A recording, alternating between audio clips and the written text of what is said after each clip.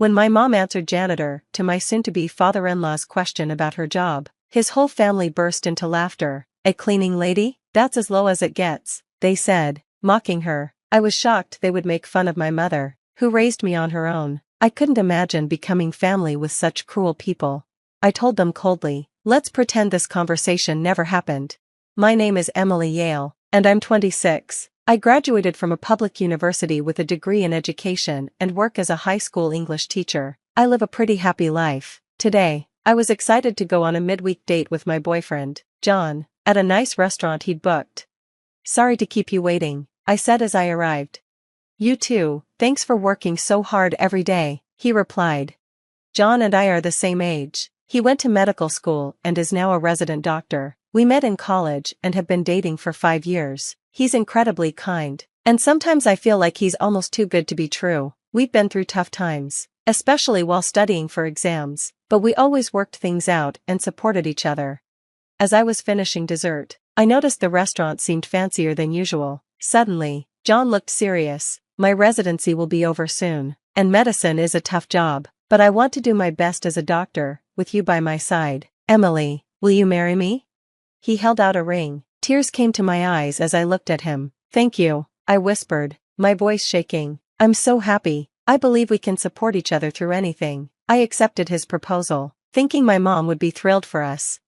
My mom, Linda, lost her husband when I was young and raised me by herself. Even though her father, my grandfather, suggested we move in with him, she chose to live alone with me, and we've been together just the two of us ever since. I didn't even meet my grandparents until I was in elementary school. My mom would sometimes say, "I might have made you suffer because I got married young and couldn't rely on family right away," but I never felt that way. My mom was always positive, loving, and supportive. She's the most important person in my life and someone I look up to. When I told her about my engagement to John, she blessed us with all her heart.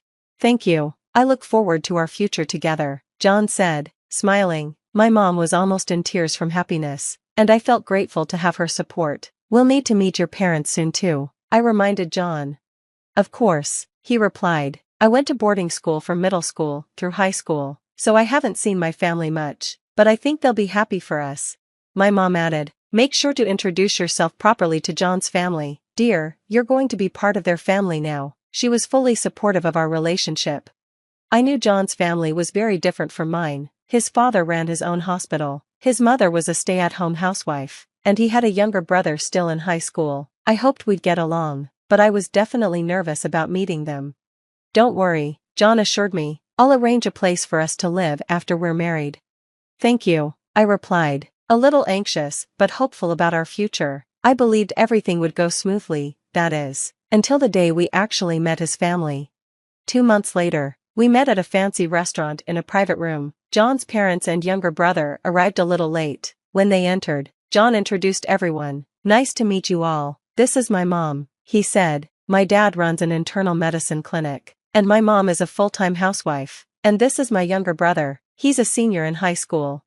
His parents were dressed elegantly, as I expected, but his brother looked like a bit of a rebel, with brown hair, a messy school uniform, and his eyes glued to his phone. After the introductions, John began, "I'm planning to marry her." But his father interrupted gently, stroking his mustache. "First, let's get to know her family. If we're joining families, we need to understand her background and character." His mother also studied us closely, her eyes sharp. Then she asked, "And where's your father today?" I'd asked John to let them know that I came from a single-parent household, but something felt off. Their reactions weren't what I expected, and a sense of unease crept in. "My father passed away when I was young, and my mother raised me on her own," I explained. John's younger brother wrinkled his face in exaggerated disgust and muttered, "Really? A single-mother household? Unbelievable." This rude comment came from John's arrogant younger brother, who sat back with his legs crossed, showing a smug attitude. "What do you mean, unbelievable?" I replied, my voice rising. "My mother raised me by herself, and I'm incredibly grateful to her." "Watch your mouth and put away that phone," John scolded his brother, who turned away in annoyance. Then John's mother turned to me. "You're a high school teacher, right?" "Yes, I teach English at a public high school," I answered politely, but right after I spoke, his family started sharing their blunt opinions. "A teacher? We don't have any teachers in our family, and she's in the humanities, someone remarked. Isn't that unsuitable for our son? We always wanted him to marry a doctor's daughter, his mother said dismissively. A public high school teacher seems plain and probably doesn't make much money. Hearing this, I felt like I was in a completely different world. Even John's brother joined in, mentioning that he already had a recommendation for medical school. I was stunned by their comments, but John quickly defended me. She's a wonderful person, and she's committed to her work. Don't speak to her like that, he said firmly. At that, his father turned to my mom and said, we haven't given our blessing for their marriage yet. A single mother household, and she's a teacher. What about you, ma'am? Can you tell us about your education and job? My mom stood her ground and replied calmly, since my husband passed away, I've done various jobs to support my daughter. Right now, I work part-time as a janitor at a hospital and a school. I only finished middle school. But before she could finish, John's family exchanged looks and began to laugh mockingly. Oh my, she only went to middle school and works part-time as a janitor? One of them sneered. She must have been very poor. John's father shook his head dismissively. Even with a high school education, it's rough. And now, a cleaning lady? He added, belittling her. That's as low as it gets. John's younger brother looked at my mom with disgust. So, your mother only finished middle school and works as a janitor? I can't even imagine living like that. He sneered. Are you only marrying into our family for the money? John's mother furrowed her eyebrows dramatically, delivering the final blow. Just as I thought, we absolutely cannot approve this marriage. Then his father spoke as if giving a final verdict. I was stunned. It was one thing for them to insult me, but to mock my mother, who raised me on her own, was too much. I couldn't imagine joining a family like this. I motioned for my mom to stay seated and stood up. I understand how you all feel, so let's consider this meeting as if it never happened. Is that acceptable? I said, my voice cold and expression blank. After a moment of silence, his family exchanged glances and burst out laughing. You thought you were making an important announcement, they sneered. We're the ones who wanted to end the engagement. Did you realize you were about to be rejected and, out of pride, decided to break it off yourself? His parents looked smug. Wait, that's not it. John couldn't tolerate their behavior anymore and quickly spoke up. I'm sorry, I can't be part of this family if they're so disrespectful. I'm truly sorry, he said, apologizing to me and my mother. For a moment, his parents stopped laughing, surprised by John's serious tone. Why are you apologizing? His mother snapped. You should find someone more suitable, maybe a fellow doctor or even a wealthy woman. I stopped John from saying anything more and asked his family a question. Would it have been different if I were a wealthy heiress? His mother replied, of course, even if you're not a doctor, being wealthy would be no problem. You could support our hospital financially, right, dear? His father nodded. That might actually be better for us. I realized it was time to reveal the truth. So, you turned down such an opportunity? I said, a hint of challenge in my voice. They looked at me, confused. What do you mean? Are you sure you wouldn't want to miss out on what I could bring to this family? I replied, holding their gaze as their expressions shifted to curiosity and disbelief. John sighed heavily, rubbing his temples in frustration. What's wrong? You've been acting strange, his father asked, clearly not understanding the situation. Did you even listen to their introductions? John replied, exasperated. Doesn't the name Yale mean anything to you? His father looked confused for a moment, then dismissive. Yale? No, why would I remember a name like that? John sighed and clarified. My fiancé's grandfather is the chairman of Yale Academy, the elite institution with schools from kindergarten to university, including a medical school and a hospital. His father's eyes widened in shock. Wait, that Yale? Yes, that Yale, John confirmed, now looking at his parents with a stern expression. I took this opportunity to speak up. You're surprised? You thought I was lying because my mother is a janitor? Well, she is, but not in the way you think. They looked at me, puzzled. My mother works as a janitor in hospitals and schools. Yes, but I'm talking about Yale hospitals and graduate schools. She's undercover, observing the actual conditions in the schools and hospitals. It's part of a task assigned directly by my grandfather to ensure quality and uncover any issues. His parents were stunned. They exchanged worried glances and stammered. Why didn't you tell us something so important earlier? Maybe you would have known if you'd actually listened to what I was saying instead of making assumptions. I said coldly, but it's too late for that. You insulted my mother without knowing the full story. Then I added quietly, by the way, my mother didn't leave school because of a lack of ambition, she had to drop out of middle school due to poor health as a child. My mom has a brother who carries on the family line, so when she was young, my grandfather prioritized her health over education. After middle school, she moved to the countryside to rest and recover. While living there, she met my father, and they fell in love. My grandparents had wanted her to marry into a prestigious family, so she had a huge argument with them and left to start a new life with my dad. They lived independently, without support from her family. When my father passed away, my grandparents suggested that we move back with them, knowing my mom was raising me alone, but my mom was too proud to go back right away. She felt guilty about how she'd left. Over time, though, they started reconnecting. My mom even changed her last name back to Yale, to help give me a stronger future. John's younger brother looked shocked and speechless, so I turned to him and asked, I heard you got recommended for medical school, which one? The unexpected question caught him off guard. Vassar College, he stammered. At that, his mom suddenly looked nervous, realizing something. Vassar College is a sister school to Yale, she said quietly. If today's events were reported, your admission recommendation could be in trouble, right? John's father tried to brush it off, but in his flustered state, he accidentally admitted, we paid a little extra to help him make up for his grades. There's no way that can be revoked now. Both John and I reacted in shock. Dad, you bribed someone for him to get in? John asked. No, that's not what I meant, his father stammered, clearly rattled. His mother and younger brother were looking pale.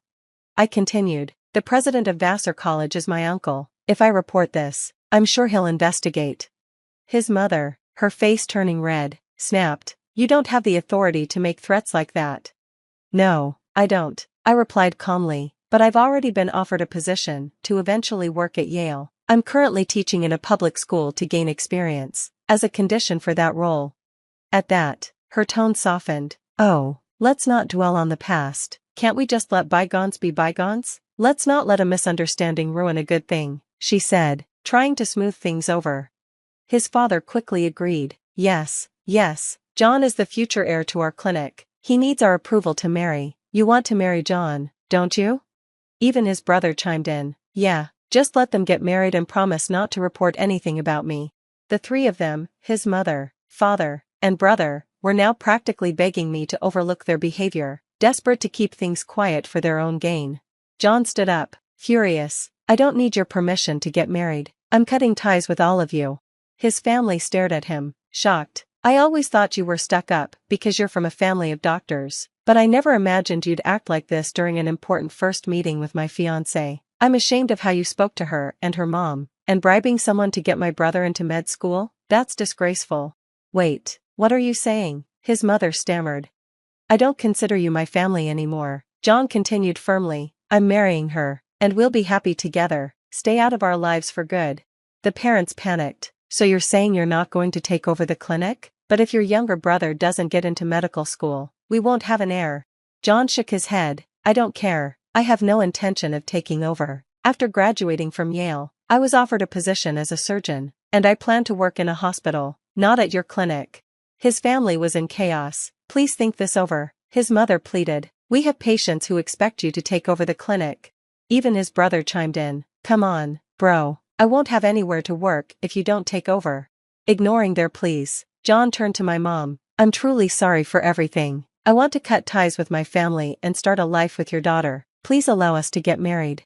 John's voice trembled slightly. My mother placed a gentle hand on his shoulder and replied, you don't have to apologize. I didn't fall for you because you're a doctor. I love you for your kindness and sincerity. She nodded at him and added, I can see that you're a good man, and I want to support your dreams and happiness. Thank you, he replied, bowing respectfully, his gratitude clear. My mother smiled, and together, we left the restaurant. As we departed, she handed John's family the business card of Yale's legal advisor, in case they had any further questions. 1 year later, John and I are happily married. He works as a talented and dedicated surgeon, even with the long hours and little sleep. Watching him pursue his dreams brings me joy. My grandfather, who has grown fond of John, often says how proud he is of him.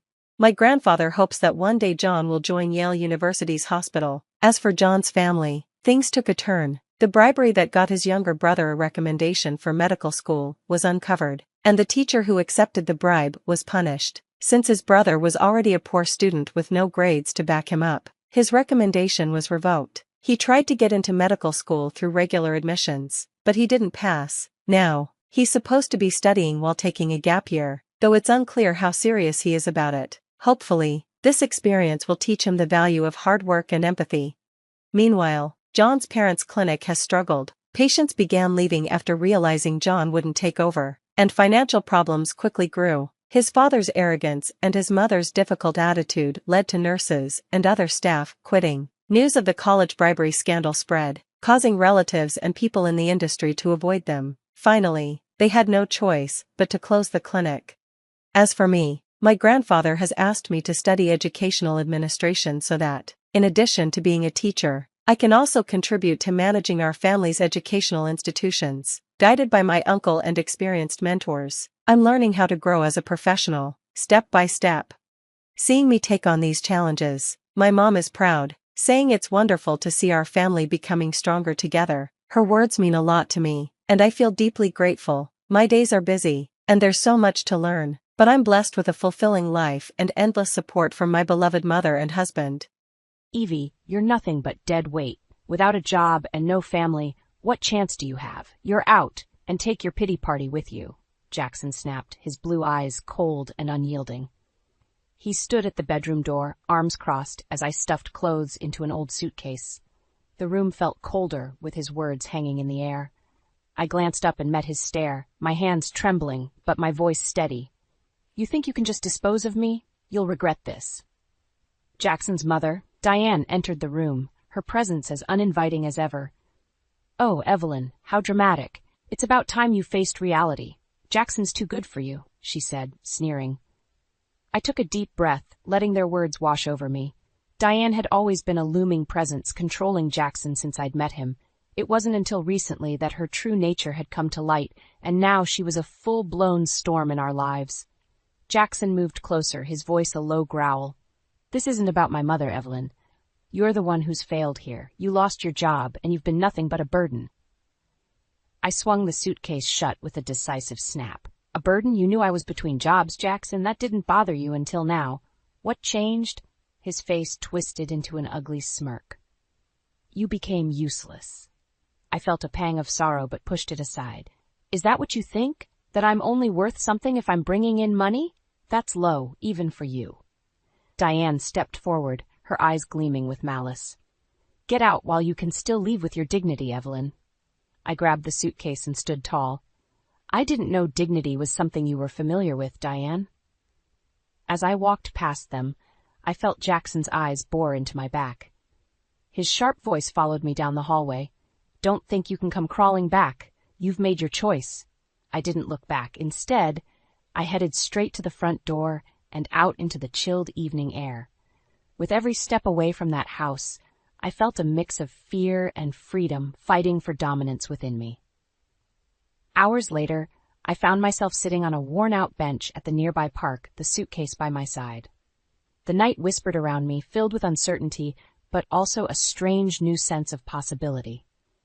I fished my phone from my pocket and scrolled through my contacts. There was only one person who might understand what I was going through. Mark, I said into the phone, my voice shaking. It's Evelyn. Can we talk? There was a pause before he answered, but when he did, his voice was a welcomed calm. Evelyn? What happened? I swallowed hard, the words catching in my throat. Jackson kicked me out, said I was useless. Mark's sigh was heavy. Meet me at the diner by Main Street. We'll figure something out. As I walked to the diner, I replayed the events of the night.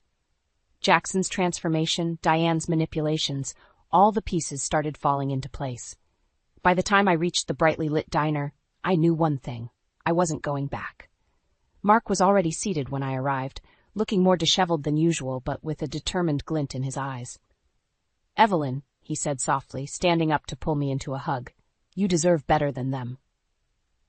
We sat down, and through our conversation, it became clear how deeply Diane's control ran in their family. But what struck me most was Mark's quiet strength and his willingness to help. In that moment, hope flickered back to life within me. You think they'll change? I asked, sipping the hot coffee the waitress had brought over. No, Mark said firmly. But we don't have to stay and let it break us. There's a way out, Evelyn, and together we can find it. Hope, that was what I needed. Tomorrow I'd start fresh. For now, I'd rest, knowing I wasn't alone anymore. Mark and I sat in that small diner for hours, the night deepening outside the window. I stirred my third cup of coffee aimlessly, the warm liquid offering little comfort against the storm of emotions brewing inside. Diane has always been like this, Mark said, breaking the silence. She's a master manipulator. I've seen it all my life. I looked up at him, surprised by the raw honesty in his voice. How did you deal with it? A half smile tugged at his lips. I became a recluse, hid myself away in my work. It was easier. I noticed the shadows under his eyes, the weariness in his posture. And Jackson? He's just like her now. Mark nodded, his gaze hardening. I tried to warn you, Evelyn. I guess you couldn't see it back then. Not until it was too late, I admitted, the weight of regret sitting heavy on my shoulders. He leaned back, folding his arms across his chest. You don't have to face them alone anymore. We can figure out a way to get back at them, but without stooping to their level. My eyes met his, a spark of determination growing between us. What do you have in mind? Mark pulled out a small notebook from his jacket and placed it on the table between us. I've been keeping track of a few things, he said, opening it to reveal pages of notes and diagrams. Mom has her hands in a lot of shady deals. Jackson's no better. He's been sabotaging your job prospects to keep you dependent. I felt a surge of anger. That explains why every offer I got fell through. Mark's eyes softened. You deserve better, Evelyn. Let's start by getting out from under their thumb. I have contacts. I can get us both jobs. Both? I echoed. He nodded. I'm done hiding. They won't change, and I refuse to play by their rules anymore. Maybe we can start fresh together. Hope intertwined with my anger, fueling my resolve. What's the plan, Mark? His eyes brightened as he outlined his strategy. We would gather evidence of Diane and Jackson's misdeeds, make our exit, and ensure they couldn't touch us again. It was risky, but it was a way forward. Do you think it'll work? I asked, my voice barely above a whisper. Mark reached across the table, his hand covering mine. We'll make it work. You won't have to face them alone. The sincerity in his eyes was a balm to my wounded heart. The fear of facing Diane and Jackson alone faded, replaced by a fierce determination to reclaim my life. The next morning, fueled by our newfound alliance, we began putting our plan into motion. Mark introduced me to his tech-savvy world, where we could uncover and document the manipulations that had kept me in the dark for so long. As we worked side by side, I found solace in our shared purpose. For the first time in months, I felt a glimmer of hope that we could outmaneuver Diane and Jackson, that we could build something better. Remember, Evelyn, the key is patience, Mark said one evening, his face illuminated by the glow of his computer screen. We gather everything, then we strike. And when we do, I replied, my voice steady, they won't know what hit them. Our conversations weren't just about tactics and evidence. We talked about dreams, our hopes for the future, slowly knitting together a bond that was built on mutual respect and understanding. One evening, as we packed some of my things, Mark looked at me seriously. Evelyn, no matter what happens, promise me you won't look back. I met his gaze, feeling the weight of his words. I promise, Mark. We're in this together. We were more than just two people escaping a toxic past. We were partners, united in our resolve to reclaim our lives from those who had wronged us. And with each step we took, the future seemed a little brighter. The days turned into weeks as Mark and I meticulously gathered evidence. Each piece we uncovered added fuel to our determination. Jackson and Diane remained oblivious, wrapped up in their own scheming. Mark's attentiveness and tech skills revealed a side of him I never knew existed, creating a bond I hadn't expected. One evening, Mark came into the room with a grin. Evelyn, you won't believe what I found. I looked up from the laptop where I was compiling our findings. What is it? He handed me a stack of papers. Financial records. Mom's been funneling money from some of Jackson's business deals into her own accounts. If we can expose this, it'll ruin them. My eyes widened as I scanned the papers. This is huge, Mark. How did you get these? He shrugged. Years of watching her. I knew where to look. We spent hours cross-referencing the records with other documents we had collected. The puzzle pieces were starting to fit together perfectly. It was time. The following morning, while Jackson was out and Diane was having lunch with some of her society friends, Mark and I put our plan into action. We copied all the files onto a secure drive and prepared to confront Jackson and Diane. Standing in the kitchen, I felt a mix of nerves and excitement. "We do this together," Mark said, placing a hand on my shoulder. I nodded. "Together." Jackson stumbled into the house later, clearly having had one too many drinks. He sneered at me as soon as he saw us standing there with a stack of papers. "What are you two conspiring about now?" "Jackson," I said, my voice steady, "we know everything. Your sabotage, Diane's embezzlement, it's over." His face contorted with rage. "You insolent little—" Mark stepped forward, cutting him off. "No, Jackson. You don't get to talk to her that way anymore. We have all the evidence we need. If you try anything, we'll expose you both." Diane walked in just in time to hear Mark's threat. Her face paled. "What do you think you're doing, Mark? I raised you better than this." Mark's eyes blazed with defiance. "You raised me to be a pawn in your game. Not anymore." Diane scoffed, but there was fear in her eyes. "And you think anyone will believe you?" I held up the stack of papers. "We have everything. Financial records, emails, even video proof. It's enough to destroy you." Jackson lunged forward, yes, but Mark blocked him effortlessly. "Don't try it, Jackson. It's done." Diane's composure cracked as she realized the gravity of the situation. "You'll regret this, Mark. Both of you. You'll come crawling back." I stepped in front of Mark, meeting Diane's gaze head-on. "We're leaving, Diane, and we're never looking back." Mark took my hand and guided me outside, leaving them stunned. We headed to a small, quiet park where we sat, catching our breath and letting the reality of what we'd accomplished sink in. "We did it," I said softly, looking at Mark. "We're free." He smiled, squeezing my hand. "This is just the beginning, Evelyn. We will get our lives back and more." As the sun set, painting the sky in hues of orange and pink, I felt a sense of peace I hadn't felt in a long time. Together, Mark and I had faced the storm, and now we stood stronger for it. We were ready to build a new life, free from manipulation and control. And this time, nothing would hold us back. The days following our confrontation with Jackson and Diane were tense. Mark and I moved quickly, staying one step ahead. We rented a small apartment on the other side of town, a modest and functional place that marked the beginning of our new lives. One evening, as we unpacked dishes, Mark said, "We should finalize our plan to leave town. I've made some calls. We have job offers lined up."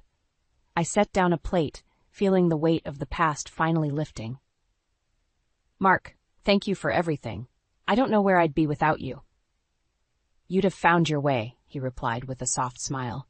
"But I'm glad we did this together." We spent our nights discussing our future, forming strategies to secure our positions in the startup company Mark had connections with. Our shared resolve fueled our preparations, and we worked tirelessly to ensure we left no loose ends. One night, the tension at home reached a boiling point. Jackson returned from another bender, his eyes wild with anger as he stumbled into the kitchen where I was making a late-night snack. "I come home, and this is how you repay me," he slurred. "You're nothing!" I turned to face him, my voice calm but firm. "I won't be used anymore, Jackson. I'm done." He staggered forward, but Mark appeared in the doorway, cutting him off with a steady hand on his chest. "Back off, Jackson. This ends now." Jackson's eyes darted between us, rage simmering beneath the haze of alcohol. "You think you can just walk away? After everything?" "Yes," Mark said, his tone unyielding. "We're leaving, and you can't stop us." Jackson's face twisted into a sneer. "You'll regret this, both of you." Without another word, Mark guided me out of the kitchen, leaving Jackson to stew in his vitriol. We made our way to our room, hearts pounding but united in our determination. "Tomorrow," Mark said quietly, "we move out. No more waiting." The next morning, we packed our things with purposeful haste. By noon, everything was ready. Our escape was set. As we walked through the front door for the last time, Diane stood in the hallway, her eyes cold and calculating. Running away? How typical. I squared my shoulders, meeting her stare. "No, Diane, we're starting over. Without you." "You both think you're so clever," she hissed. "You'll come crawling back. Don't think you can survive without us." Mark inclined his head slightly. "Watch us." With that, we stepped out into the sunshine, our bags in hand and a newfound freedom in our hearts. The sense of liberation was exhilarating, and I couldn't help but smile as we walked away from the toxicity that had held us down for too long. Mark drove us to our new apartment, a place filled with fresh starts and endless possibilities. As we unpacked, I felt the weight of the past lift from my shoulders. We were free, and nothing could hold us back now. By evening, we had settled in. Mark set up his computer in one corner while I organized the kitchen. We moved with a lightness that had been missing for months. Mark looked over at me, a smile playing on his lips. "This is it, Evelyn, a new chapter." I nodded, feeling a warmth spread through me. Together, nothing can stop us. As night fell, we sat on the small balcony, looking out at the bustling city below. Our hearts were lighter, our future brighter. We had faced the storm and come out stronger, ready to embrace the new life we had worked so hard to build. Mark and I moved swiftly, the anticipation of freedom invigorating our every step. Our new apartment felt like a sanctuary. It wasn't much, but it was ours. We started fresh, working tirelessly to secure our positions with Mark's startup contact. One crisp morning, the unfamiliar sound of the doorbell echoed through our apartment. We exchanged a wary glance before Mark opened the door, revealing a courier with a large envelope. "For Evelyn Clark," the courier said, holding out the package. I took it with trembling hands and thanked him. As I tore it open, Mark watched me, concern etched into his features. Inside was a letter from Jackson, dripping with venom. "Evie, running away won't save you from the truth. You've made enemies, and you'll come to regret this pathetic attempt at freedom." My hands tightened around the letter. "He's not done with us, Mark." Mark's jaw clenched. We knew they wouldn't give up easily. We must stay ahead and stay strong. That day, we doubled our efforts. Mark's connections in the tech world paid off, and soon we were both employed at a promising startup. The work was challenging but rewarding, and every success felt like a small victory over our past. Late one night, after a long day, Mark and I sat on the balcony, the city lights twinkling below.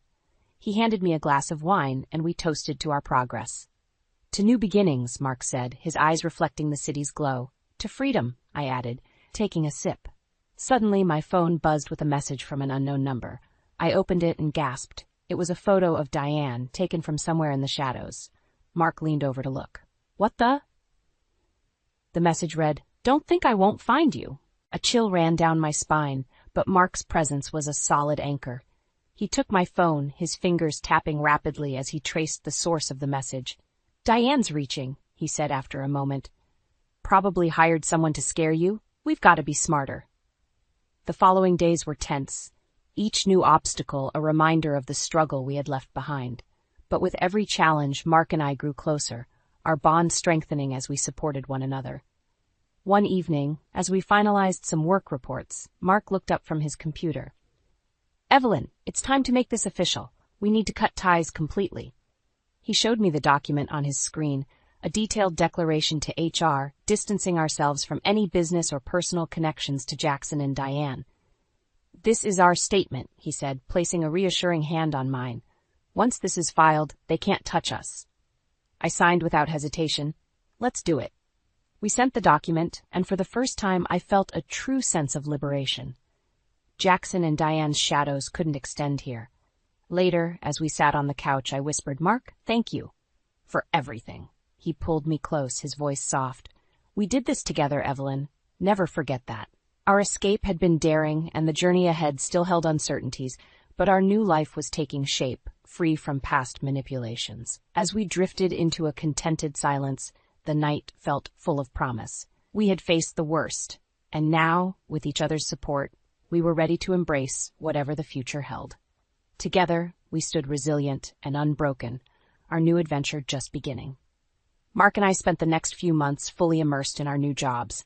The startup atmosphere was exhilarating, and we quickly found our rhythm.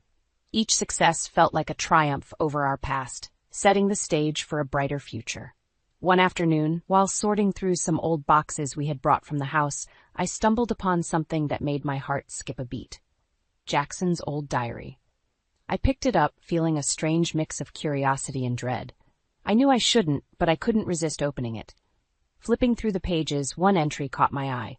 It read, She's easy to manipulate. Mom always said, keep her busy with no time to think. My blood ran cold. I showed the entry to Mark, who read it and shook his head in disgust. They were working together the entire time. Unbelievable. They never cared about anything but control, I said, the reality of their betrayal cutting deep. Mark's expression hardened. We have to confront them, Evelyn. With this, they'll have no defense. The next day, armed with the evidence we had meticulously gathered and the damning diary, we prepared to face Jackson and Diane one last time. We drove to their house, determined to put an end to their manipulations. When we arrived, Jackson was in the driveway, looking more disheveled than ever. He sneered as we approached. Come crawling back, have you? Mark stepped forward, his tone icy. We're not here to beg, Jackson. We're here to end this. Diane came out, her eyes narrowing as she saw us. What do you want? I threw the diary at Jackson's feet. Here's proof of your lies and manipulations. We have everything. Financial records, emails, and this. Jackson's face paled as he picked up the diary, flipping through the incriminating pages. This won't hold up. It's your word against ours. Mark smiled grimly, pulling out a USB drive. Not when we expose all your dirty dealings to the community. Diane's shady deals, Jackson's sabotage, it's all here. Diane's composure cracked. You wouldn't dare. Oh, we would, I said firmly, and we will. Your reign over us is over. Jackson lunged forward, but Mark held him back with a single firm hand. Don't. You dare. As we turned to leave, Diane shouted after us. You'll regret this. You're nothing without us. I paused and looked over my shoulder. Maybe we were nothing with you, but now we're free. Back in the car, Mark and I shared a triumphant smile. The weight of years of manipulation had finally lifted. We had done it. We had faced the storm and come out stronger. The following days were a whirlwind. The evidence we provided caused a stir in the community. Diane and Jackson's reputation was tarnished, leading to social ostracism. Their business dealings crumbled, leaving them isolated and desperate. Meanwhile, Mark and I flourished.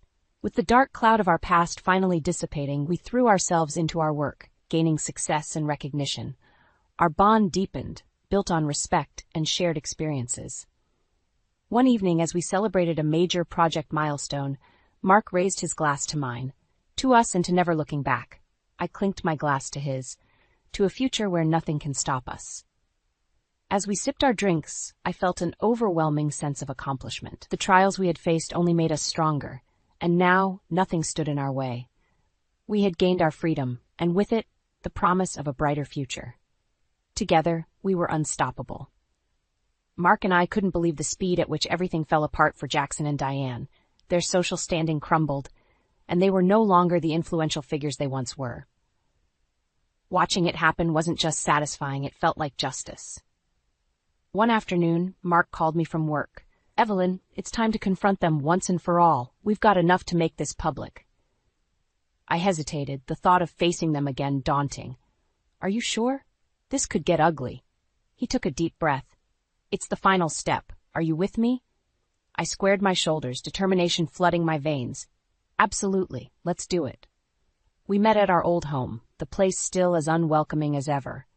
Diane and Jackson were sitting in the living room, their expressions sour when they saw us. What are you doing here? Diane demanded, her voice cold.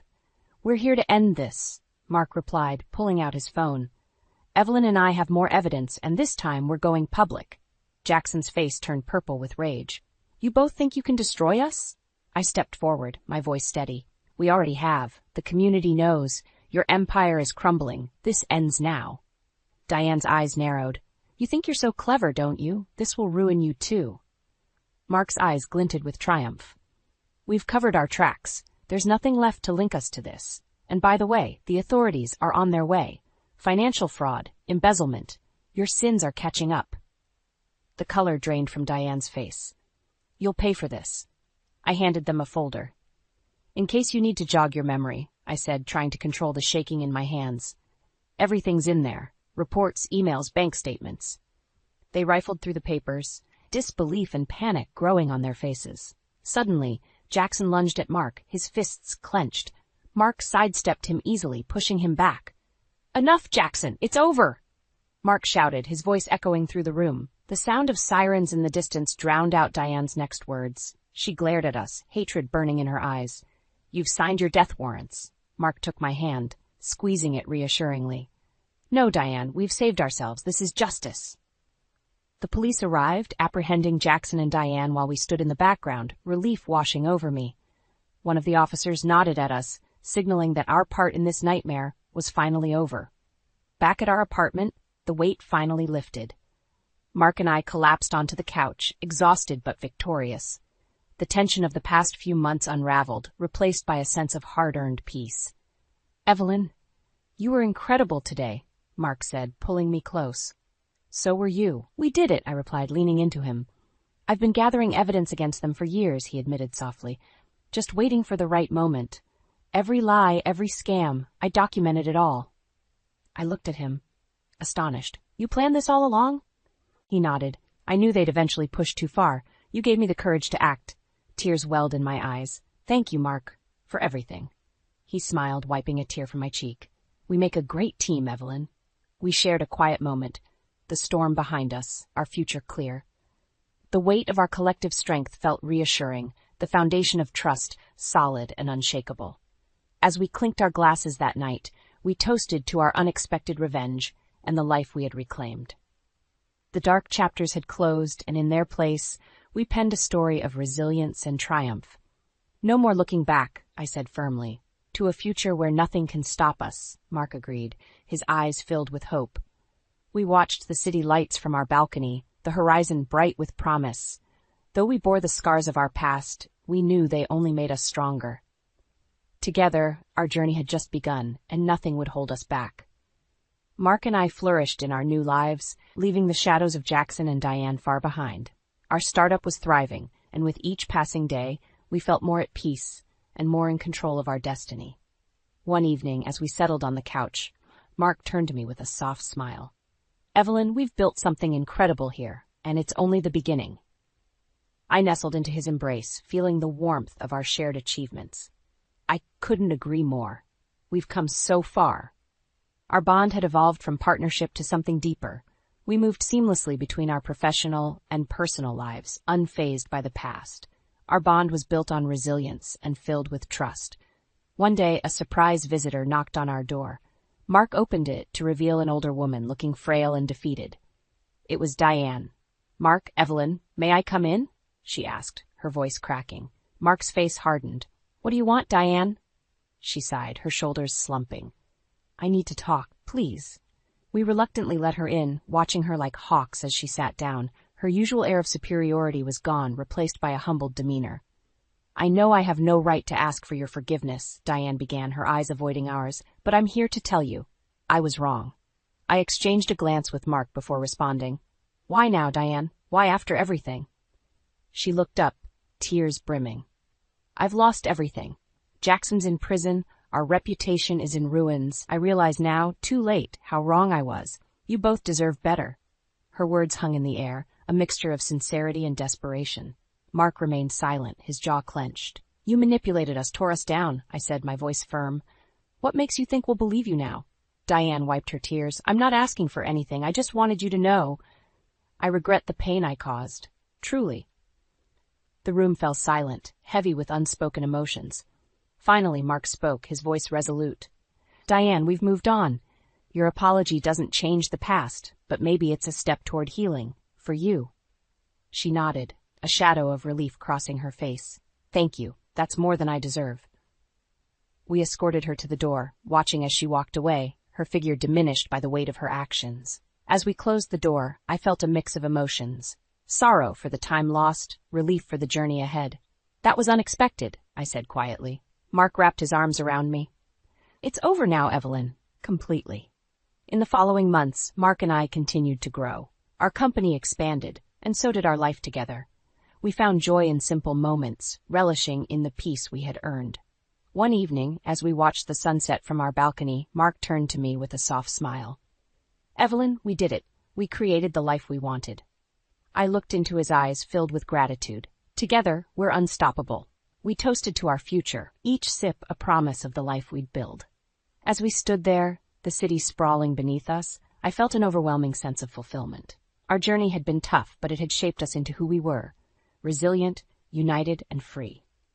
The dark days were behind us, and our future was bright with promise.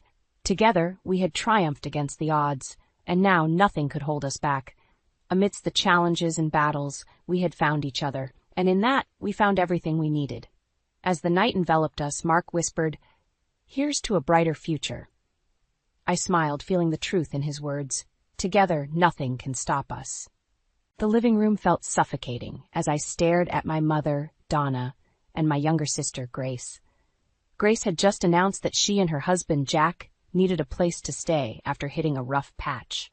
My mother's face lit up like a child on Christmas morning.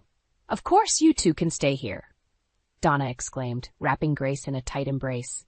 "We'll make room for you, no problem." My heart sank. This was our home, the modest 2-bedroom house I had worked tirelessly to maintain. Yet, as usual, my needs were an afterthought. "Mom, can I talk to you for a minute?" I asked, trying to keep my voice steady. Donna waved me off dismissively. "Not now, Beth. We need to get the guest room ready for Grace and Jack." Grace shot me a smug grin, reveling in her favored status. I clenched my fists, anger bubbling within me. "This isn't just your decision," I said, raising my voice. "I live here too, and I'm not okay with them moving in without any discussion." Donna's expression hardened as she turned to face me. "Watch your tone, young lady. Grace is family, and family comes first." "But what about me?" I demanded, my voice cracking with emotion. "I've sacrificed so much to keep this household running, and you treat me like a burden." Donna's eyes narrowed, and she stepped closer, her finger pointing accusingly at me. "If you can't accept your sister's situation, then maybe you should find somewhere else to live." The words hit me like a slap across the face. Grace giggled behind her hand, clearly enjoying the drama she had instigated. "You know what, Mom?" I said, my voice trembling with a mix of anger and hurt. "Maybe I will." Without another word, I stormed out of the living room, hot tears streaming down my cheeks. I had finally reached my breaking point. I paced back and forth in my bedroom, hot tears of anger and hurt stinging my eyes. How could Mom be so heartless? After everything I'd done to keep our household afloat, she was kicking me out to make room for Grace and her deadbeat husband. A knock at the door interrupted my spiraling thoughts. "Beth?" It was Mom's voice, laced with irritation. "We need to talk about this." I flung open the door, glaring at her. "Talk about what? About how you're replacing me with your favorite daughter?" Mom's expression hardened. "Don't be so dramatic. Grace and Jack are in a tough spot, and they need our help." "Our help?" I scoffed. "More like my help. I'm the one who's been paying half the bills around here while Grace gallivants around, mooching off everyone." "Watch your mouth," Mom snapped. "Grace is going through a difficult time. The least you could do is show some compassion." I let out a bitter laugh. "Compassion? That's rich, coming from you. When was the last time you showed me any?" Mom's eyes narrowed. "You ungrateful brat. After everything I've done for you—" "Everything you've done for me?" I interrupted, my voice rising. "You mean constantly putting me down, criticizing me, and favoring Grace no matter what she does?" "That's enough," Mom shouted, her face flushed with anger. "I won't have you speaking to me like that in my own house." "Your house?" I shot back. "I've been the one holding this place together with my paychecks while you cater to Grace's every whim." Mom's expression twisted into a sneer. "If you can't show your sister some basic kindness, then maybe it's time you found your own place." I stared at her, feeling like all the air had been knocked out of my lungs. "You're kicking me out?" "If that's what it takes for you to learn some respect," Mom said coldly. In that moment, something inside me snapped. "Fine," I said, my voice trembling with barely contained fury. "I'll leave. But don't come crawling back to me when Grace and her loser husband bleed you dry." Mom's eyes widened, but before she could respond, I slammed the door in her face. Hot tears streamed down my cheeks as I sank to the floor, my world crumbling around me. After the explosive fight with Mom, I knew there was no going back. I had to move out, start fresh, and leave the toxicity of my family behind. As much as it hurt, I couldn't keep subjecting myself to their cruelty and favoritism. I called my best friend Sarah, trying to hold back tears. "Hey, I need a huge favor. Can I crash at your place for a little while?" Sarah's concerned voice came through the line. "Of course, Beth. What's going on?" "It's a long story," I said with a shaky exhale. "I'll explain everything when I get there. Is it okay if I come over tonight?" Absolutely, Sarah replied without hesitation. My door is always open for you. With Sarah's support, I started packing up my belongings. It was a somber task, sorting through the remnants of my life in this house, the home I had worked so hard to maintain, only to be cast aside like garbage. As I folded my clothes and packed away my personal items, memories flooded my mind. The countless times I had sacrificed to keep the household running smoothly, the birthdays and holidays where my efforts went unnoticed while Grace basked in Mom's adoration. Tears stung my eyes, but I blinked them away fiercely. I couldn't afford to break down now. I had to stay strong and forge a new path for myself, away from the toxic dynamic that had suffocated me for so long. A knock on the door startled me. Beth? It's Jack. I tensed up, not wanting to deal with Grace's husband and his inevitable manipulation tactics. What do you want? I called out, my voice sharp. Can we talk? Jack asked, his tone deceptively gentle. I think there's been a misunderstanding. I scoffed and flung open the door, glaring at him. The only misunderstanding is you two thinking you can just waltz in and take over my life. Jack held up his hands in a placating gesture. I get that this is a tough situation, but we really need your help right now. Grace and I are going through some rough times. Rough times that you brought on yourselves, I shot back, my anger flaring. Don't try to guilt me into enabling your irresponsible behavior. Jack's expression hardened. Watch your tone, Beth. We're family, and families should support each other. I let out a bitter laugh. Yeah, tell that to Mom and Grace. They've made it pretty clear where I rank in this family. Before Jack could respond, I brushed past him, dragging my packed suitcase behind me.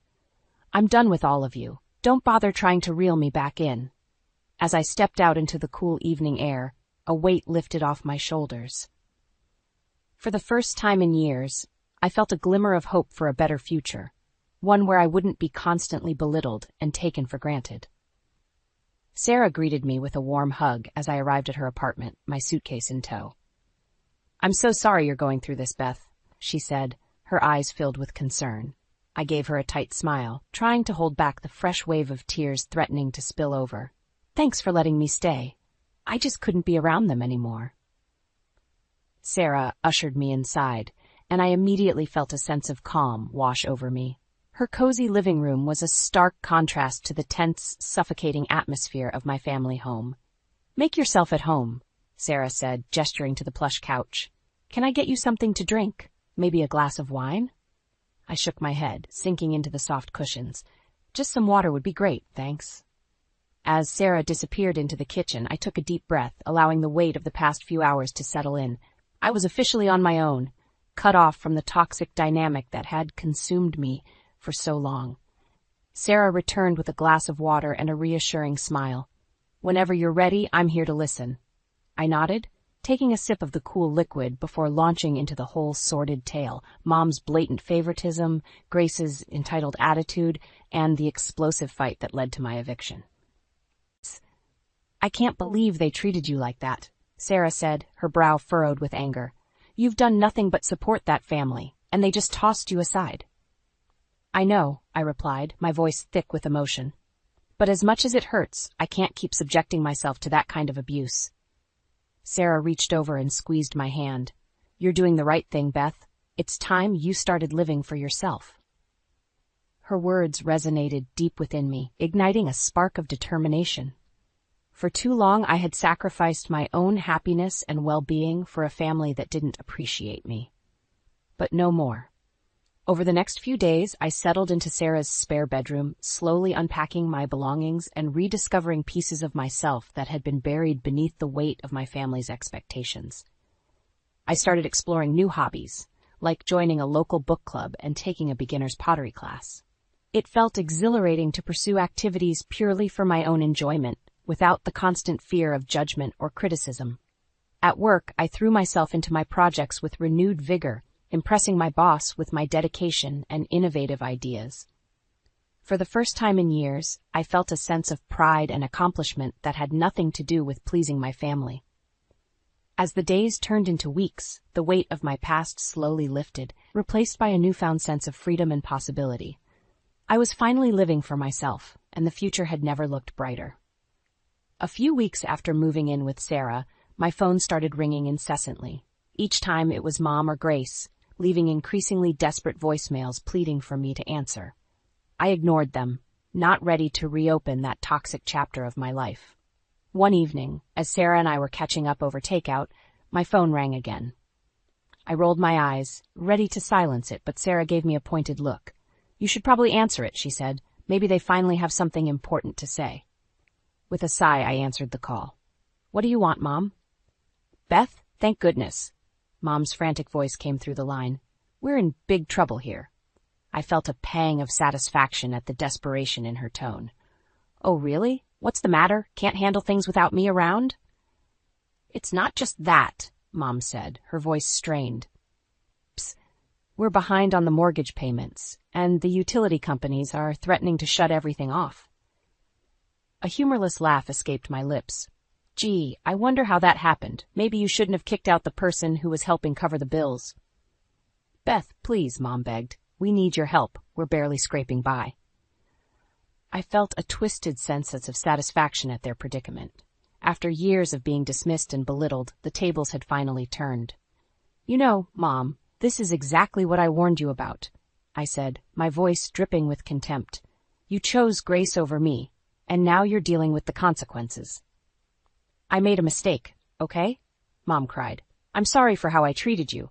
Just please, help us out this one time." I could hear Grace's muffled sobs in the background, and a part of me felt a twinge of sympathy. But the hurt ran too deep. "Sorry, Mom," I said, my voice steely. "You told me to leave, and that's exactly what I did. Now it's your turn to figure things out on your own." With that, I ended the call, ignoring the subsequent barrage of texts and voicemails. Sarah looked at me with a mix of concern and understanding. "Are you okay?" she asked gently. I nodded, taking a deep breath. "Yeah, I'm fine. It's just satisfying to see them reaping what they sowed for once." Sarah gave me a supportive smile. "You have every right to stand your ground, Beth. They made their bed, now they have to lie in it." As the weeks passed, the calls from Mom and Grace became increasingly frantic. Apparently, Jack had been hiding significant debts that led to his job loss, compounding their financial woes. Part of me felt guilty for not helping, but a stronger part knew that enabling their dysfunction would only prolong the cycle of toxicity. Sometimes, the only way to break free was to let the consequences play out, no matter how painful. I had finally severed the ties that had bound me for so long, and I wasn't about to let them reel me back in. This was their karma to face, not mine. Over the next few months, the situation at my former home spiraled further out of control. Sarah kept me updated on the neighborhood gossip. Utilities had been shut off, debt collectors were constantly harassing them, and the once pristine lawn was overgrown and unkempt. A part of me felt a twisted sense of satisfaction watching their downfall unfold. After years of being treated like a second-class citizen in my own home, it was almost poetic justice to see them reap the consequences of their actions. One evening, Sarah came home from work with a concerned look on her face. "I saw your mom at the grocery store today," she said hesitantly. She looked rough. I raised an eyebrow, unsure if I wanted to hear the details. "Oh yeah? How so?" Sarah sighed. Her clothes were disheveled, her hair was a mess. She looked like she hadn't slept in days. A flicker of guilt tugged at my conscience, but I quickly squashed it down. They had made their bed, and now they had to lie in it. "Well, maybe now she'll finally understand what it's like to struggle," I said, trying to sound nonchalant. Sarah gave me a sympathetic look. "I know you're still hurting, Beth, but don't let their mistakes consume you too." I nodded, acknowledging her words, but deep down a part of me relished in their suffering. It was the ultimate revenge for years of neglect and mistreatment. A few days later, my phone rang with a number I didn't recognize. Against my better judgment, I answered. "Hello," I said cautiously. "Beth, it's Grace." Her voice was strained, barely above a whisper.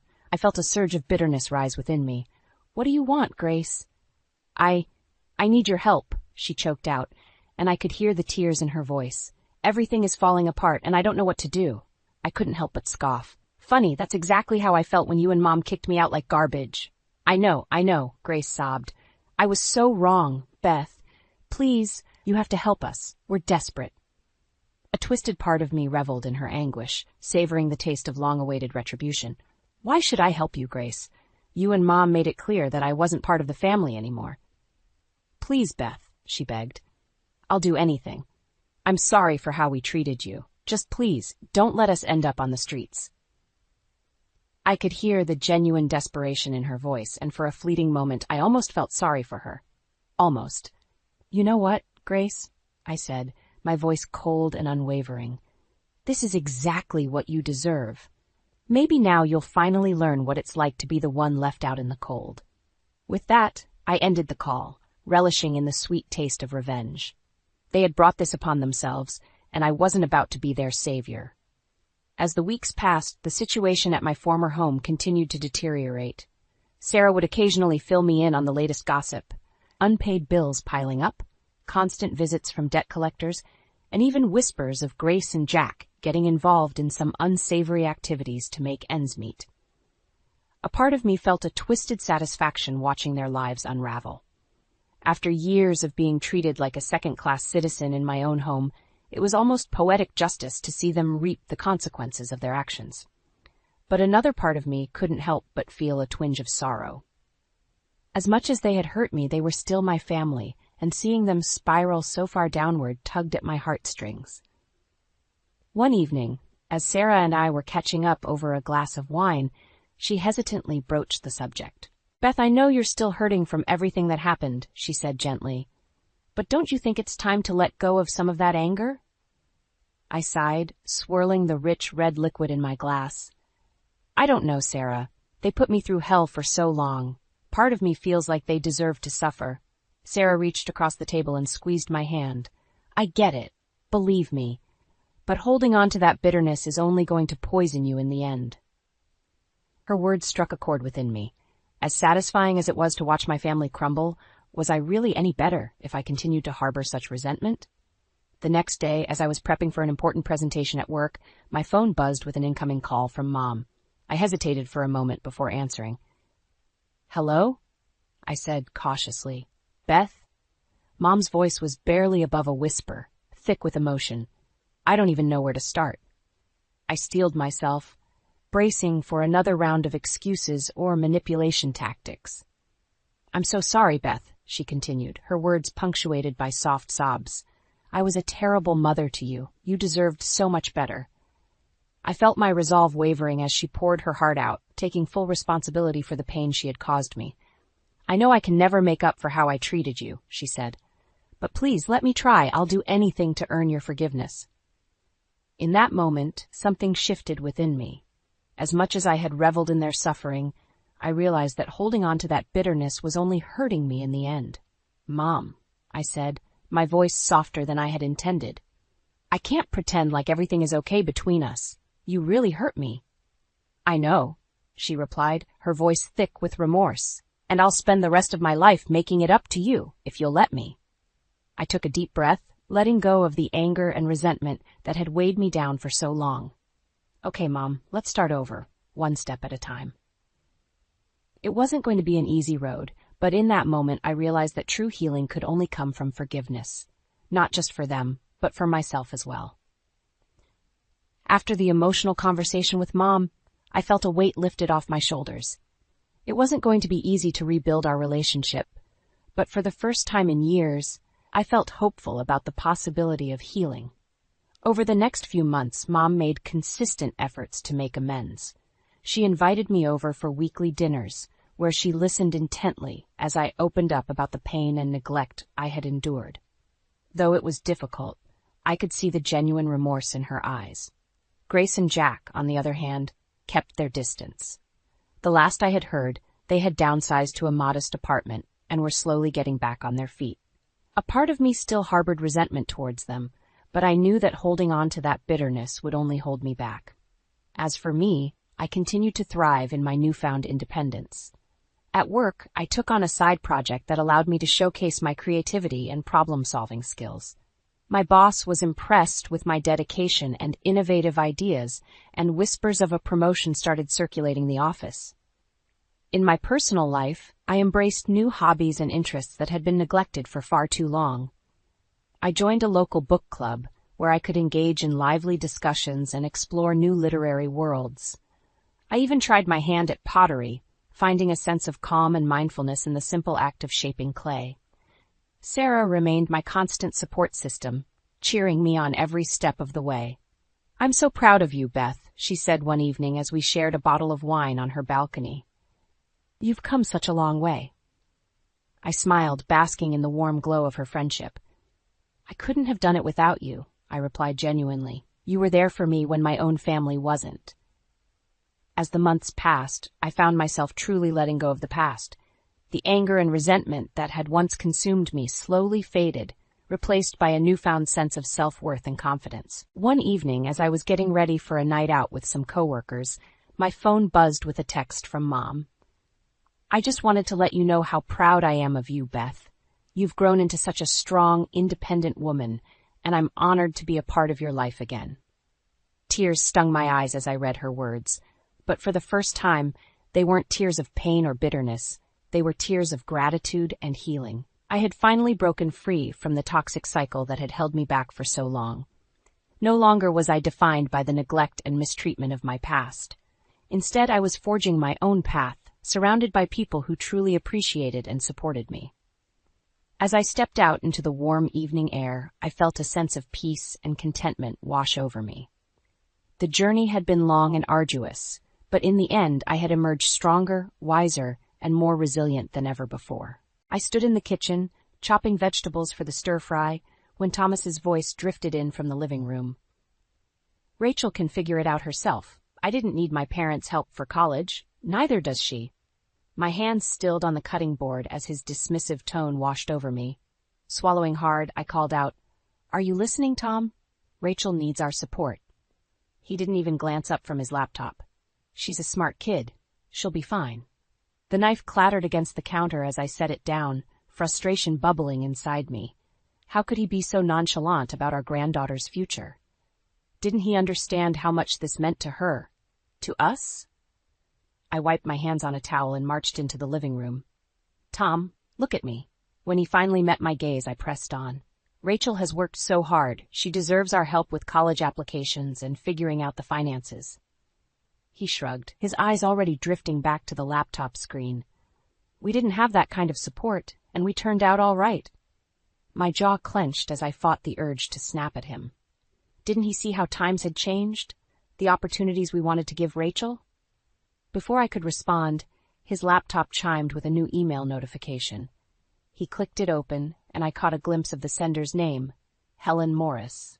A knot formed in my stomach as I recognized the name of his old flame from decades ago. Thomas quickly minimized the window, but not before I saw the suggestive subject line, "Rekindling an old spark." The room started spinning as the weight of his betrayal hit me. All these years I had trusted him, loved him unconditionally. And this was how he repaid me? Tears stung my eyes, but I blinked them away, straightening my shoulders. I wouldn't give him the satisfaction of seeing me crumble. "You know what, Tom?" I said, my voice surprisingly steady. "Rachel and I will figure it out on our own. Clearly, we can't count on your support." His brow furrowed, but I didn't give him a chance to respond.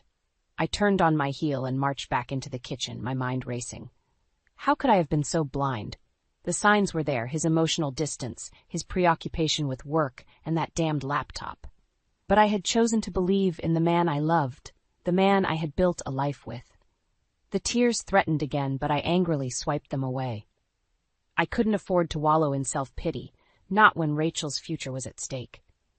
As I resumed chopping the vegetables with renewed vigor, a sense of determination washed over me.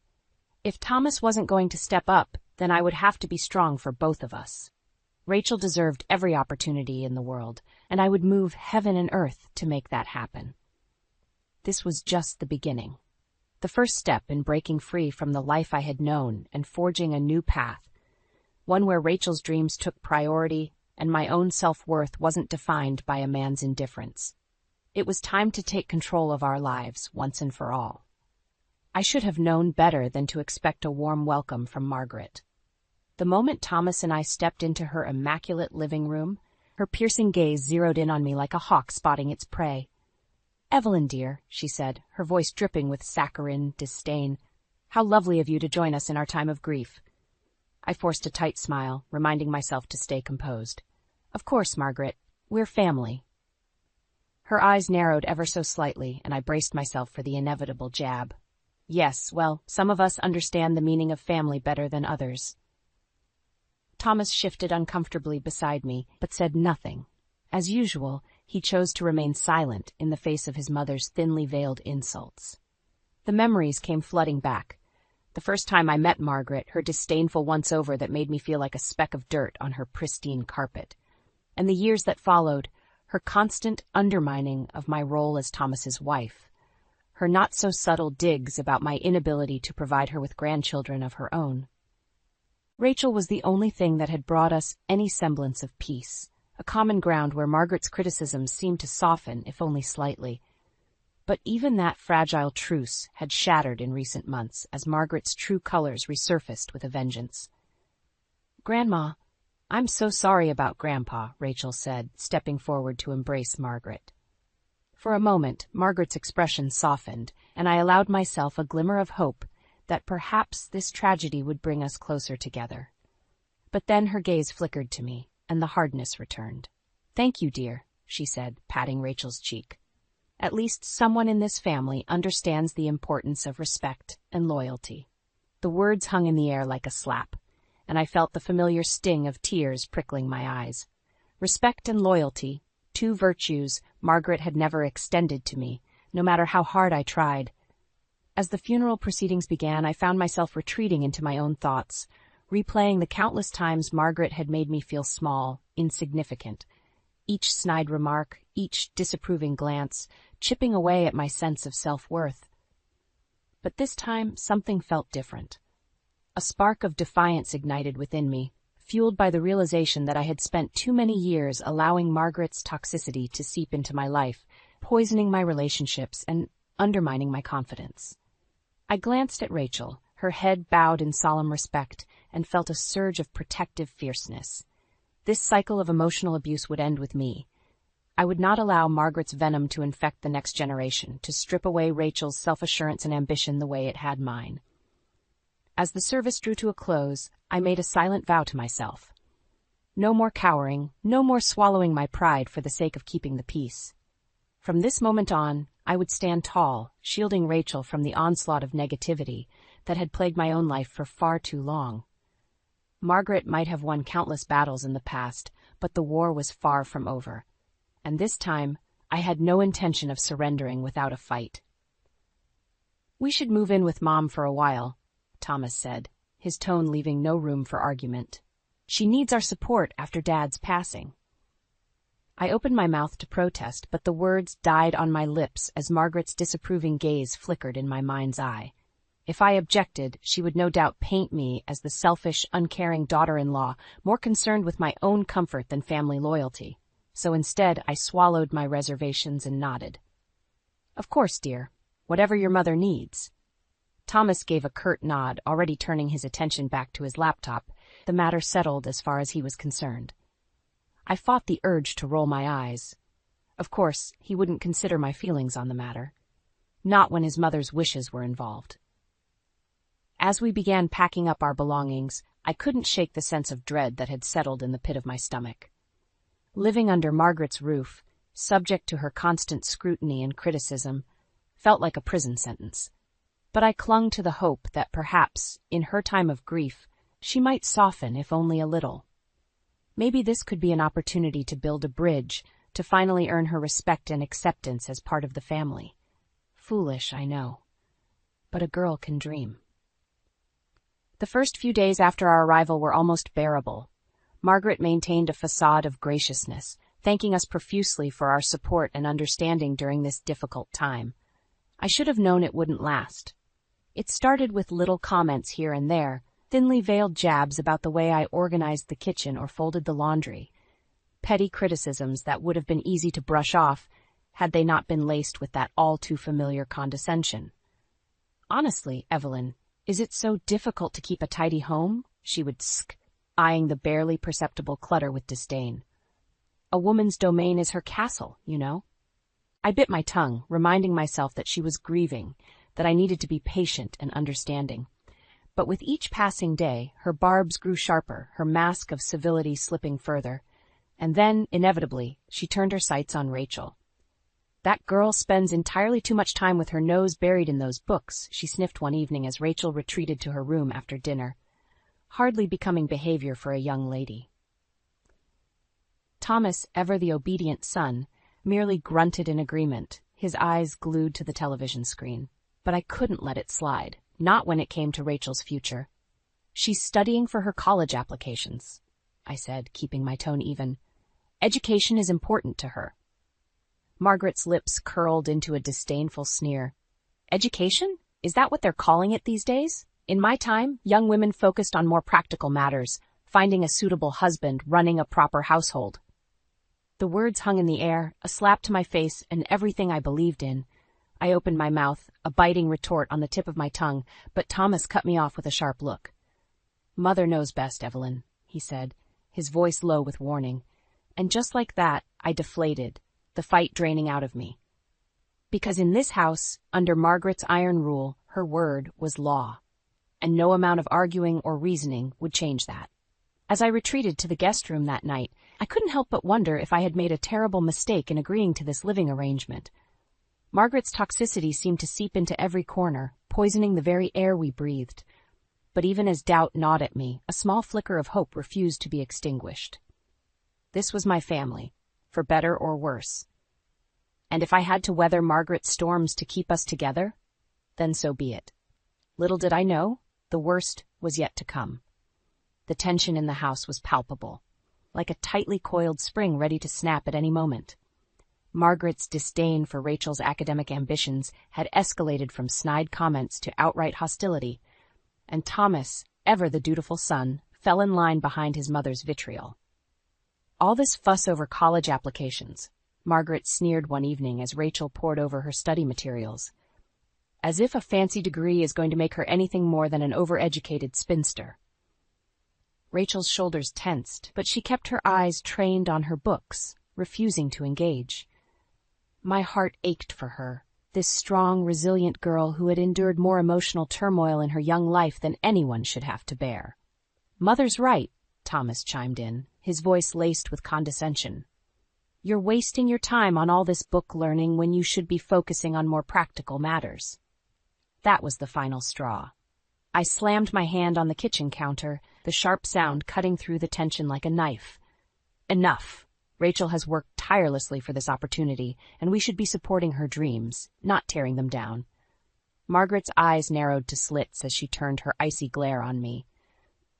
"Don't you dare speak to me that way in my own home, Evelyn.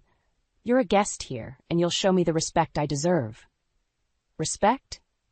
I scoffed, emboldened by the righteous fury coursing through my veins. "You've done nothing but belittle and undermine us since the moment we arrived. Well, I won't stand for it anymore, not when it comes to Rachel's future." Thomas stepped forward, his face flushed with anger.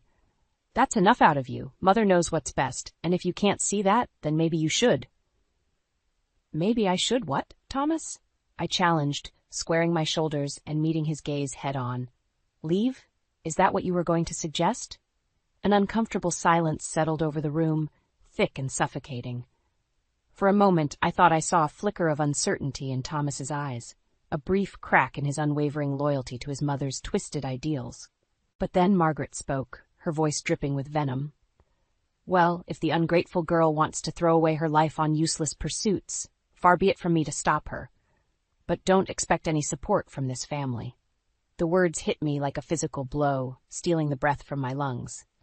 I turned to Rachel, whose eyes shone with unshed tears, her shoulders slumped in defeat. In that moment, something shifted within me. A protective fire ignited, burning away the last vestiges of doubt and fear that had kept me tethered to this toxic environment. I would not allow Margaret's poison to seep into Rachel's spirit, to extinguish the bright flame of her ambition and self-worth. Squaring my jaw, I met Margaret's steely gaze with a defiant one of my own. "You're right, Margaret. We don't need your support. Rachel and I will forge our own path, one free from your constant belittling and manipulation." Thomas's eyes widened in disbelief, but before he could respond, Rachel spoke up, her voice trembling but resolute. "Grandma's right, Mom. We don't need them." She rose to her feet, gathering her books and notes with shaking hands. "I'm done letting them make me feel small. I know what I'm capable of, and I won't let anyone stand in my way." Pride swelled in my chest as I watched the strength and determination radiate from her. In that moment, I knew we would be all right, better than all right. We would thrive, unburdened by the toxic weight of Margaret's control and Thomas's complacency. As Rachel retreated to her room, I turned back to my husband and his mother, my mind made up. "We're leaving," I announced, my voice steady and unwavering, "and we're never looking back." The days that followed were a whirlwind of tension and hostility. Margaret, enraged by my defiance, doubled down on her efforts to undermine Rachel and me at every turn. "Ungrateful, the both of you," she spat one evening as we sat down for dinner, "after everything this family has done for you." Thomas remained silent, his jaw clenched tight as he stared down at his plate. I knew better than to expect him to come to our defense. He was too deeply entrenched in his mother's web of manipulation. Rachel, bless her resilient spirit, met Margaret's venom with a steely gaze. "We're grateful for the opportunities we've been given, Grandma, but we won't let you dictate our lives or diminish our dreams." Margaret's eyes narrowed dangerously. "How dare you speak to me that way, you insolent child? Your mother has clearly failed to instill any sense of respect or propriety in you." "That's enough," I snapped, slamming my hand on the table. "You will not speak to Rachel that way, not in my presence." Thomas's head whipped up, his eyes wide with disbelief. "Evelyn, you can't talk to Mother like that." "And why not?" I challenged, my voice trembling with barely contained fury. "She's shown us nothing but contempt and disrespect since the moment we arrived. Well, I'm done tiptoeing around her fragile ego." Margaret's face contorted with rage, her lips curling into a sneer. "How dare you?" "No, Margaret, how dare you?" I cut her off, rising from my seat to glare down at her. "How dare you try to crush Rachel's dreams and ambitions simply because they don't align with your antiquated beliefs? She's a brilliant, hard-working young woman, and she deserves our full support, not your constant belittling." Thomas opened his mouth, no doubt to defend his precious mother, but I held up a hand to silence him. "And you, Thomas, you're no better. You've stood by and let her poison fester, allowing her toxicity to seep into our lives and our relationships. Well, no more." I turned to Rachel, my heart swelling with pride at the strength and determination shining in her eyes. "Pack your things, sweetheart. We're leaving this toxic environment behind, once and for all." "Like hell you are," Margaret snarled, her knuckles white as she gripped the edge of the table.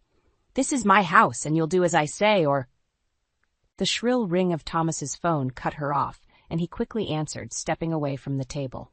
I watched as his expression shifted, a mixture of guilt and something else, excitement, perhaps, flickering across his features. My stomach twisted with a sickening sense of dread. I knew that look, that furtive glance over his shoulder as he murmured into the phone. It was the same look he'd had the day I discovered his email from Helen, his ex-flame. As if in a trance, I found myself drifting closer, close enough to catch snippets of his hushed conversation. "Can't wait to see you, babe. Margaret's been a nightmare. Soon as I can get away from this mess." The words hit me like a physical blow, stealing the breath from my lungs.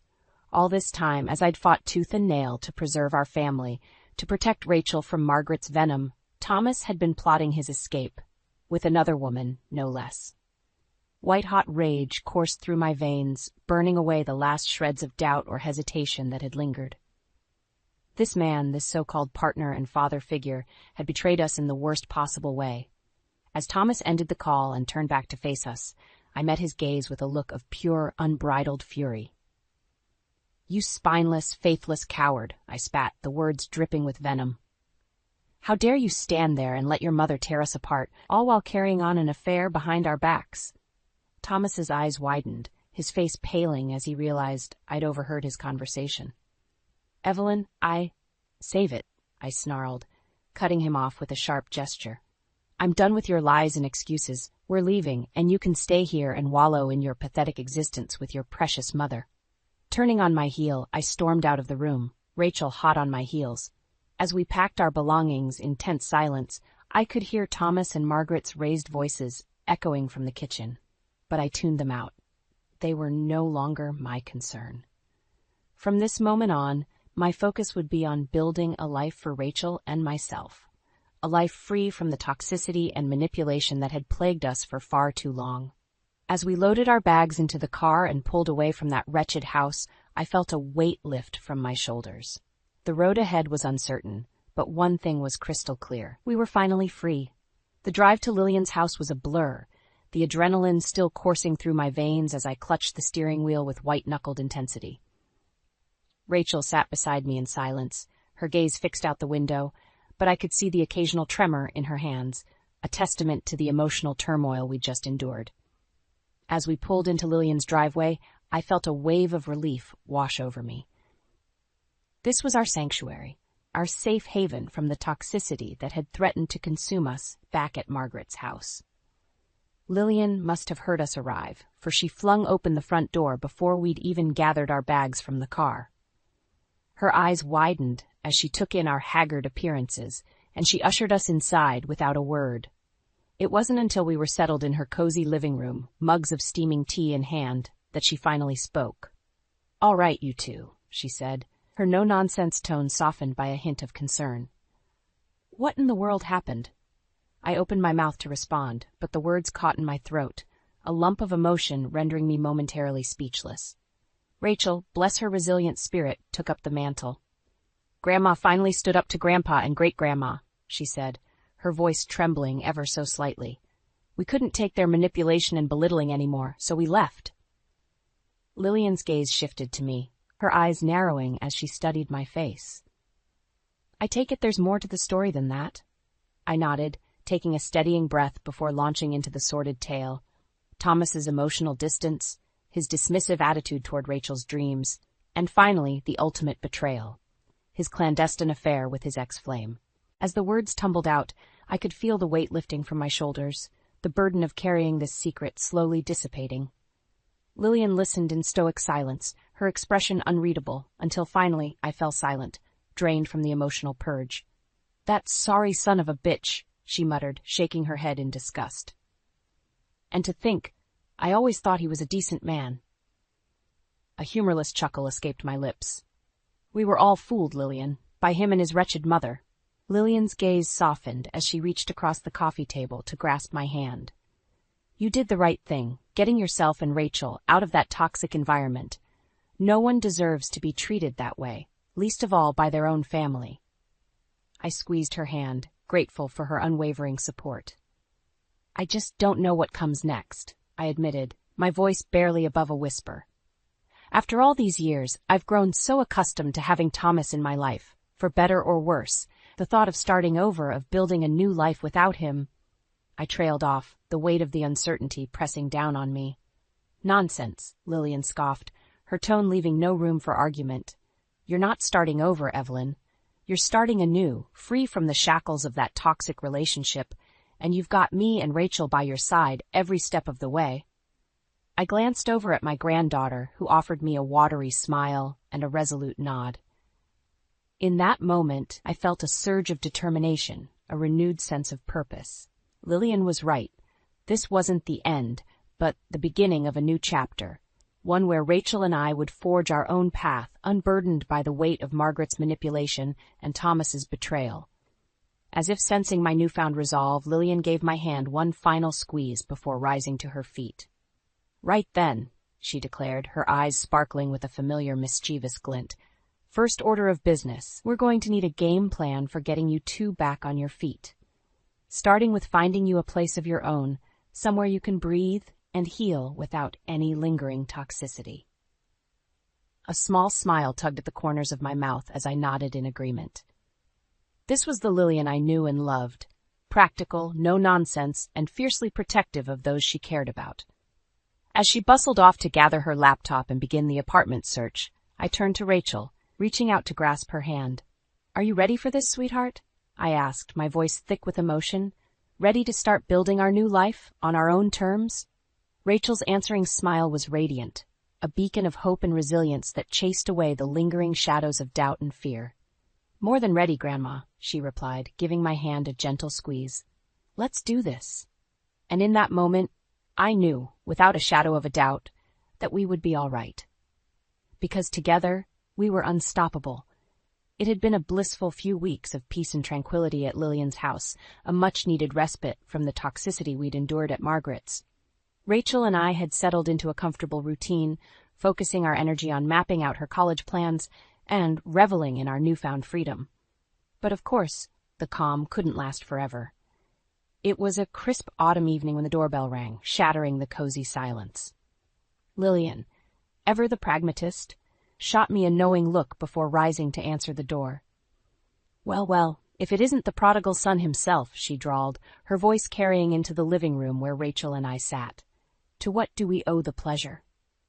My heart sank as Thomas's familiar footsteps echoed down the hallway, followed by his pleading voice. Evelyn, please, we need to talk. I steeled myself, squaring my shoulders as he entered the room. His eyes were rimmed with dark circles, his hair disheveled, clear signs of the turmoil he'd been enduring since our departure. There's nothing to discuss, Thomas, I said, my voice surprisingly steady. We've made our decision, and we're not going back. His gaze flickered to Rachel, who met his stare with a defiant tilt of her chin. Don't look at me, she said coolly. I'm with Grandma on this one. Thomas's shoulders slumped, and for a moment I almost felt a pang of pity for him. Almost. Evelyn, please, he implored, turning his attention back to me. I know I've made mistakes, but we're family. We're supposed to work through these things together. I scoffed, shaking my head in disbelief. Work through things? Like you worked through your affair with Helen? Or like you worked through your mother's constant belittling and manipulation? His face paled, and I knew I'd struck a nerve. Good. That's not fair, he protested weakly. You know how my mother can be. I was just trying to keep the peace. At the expense of our dignity and self-worth? I countered, my voice rising with each word. You stood by and let her tear us down time and time again. You chose her twisted ideals over your own wife and granddaughter.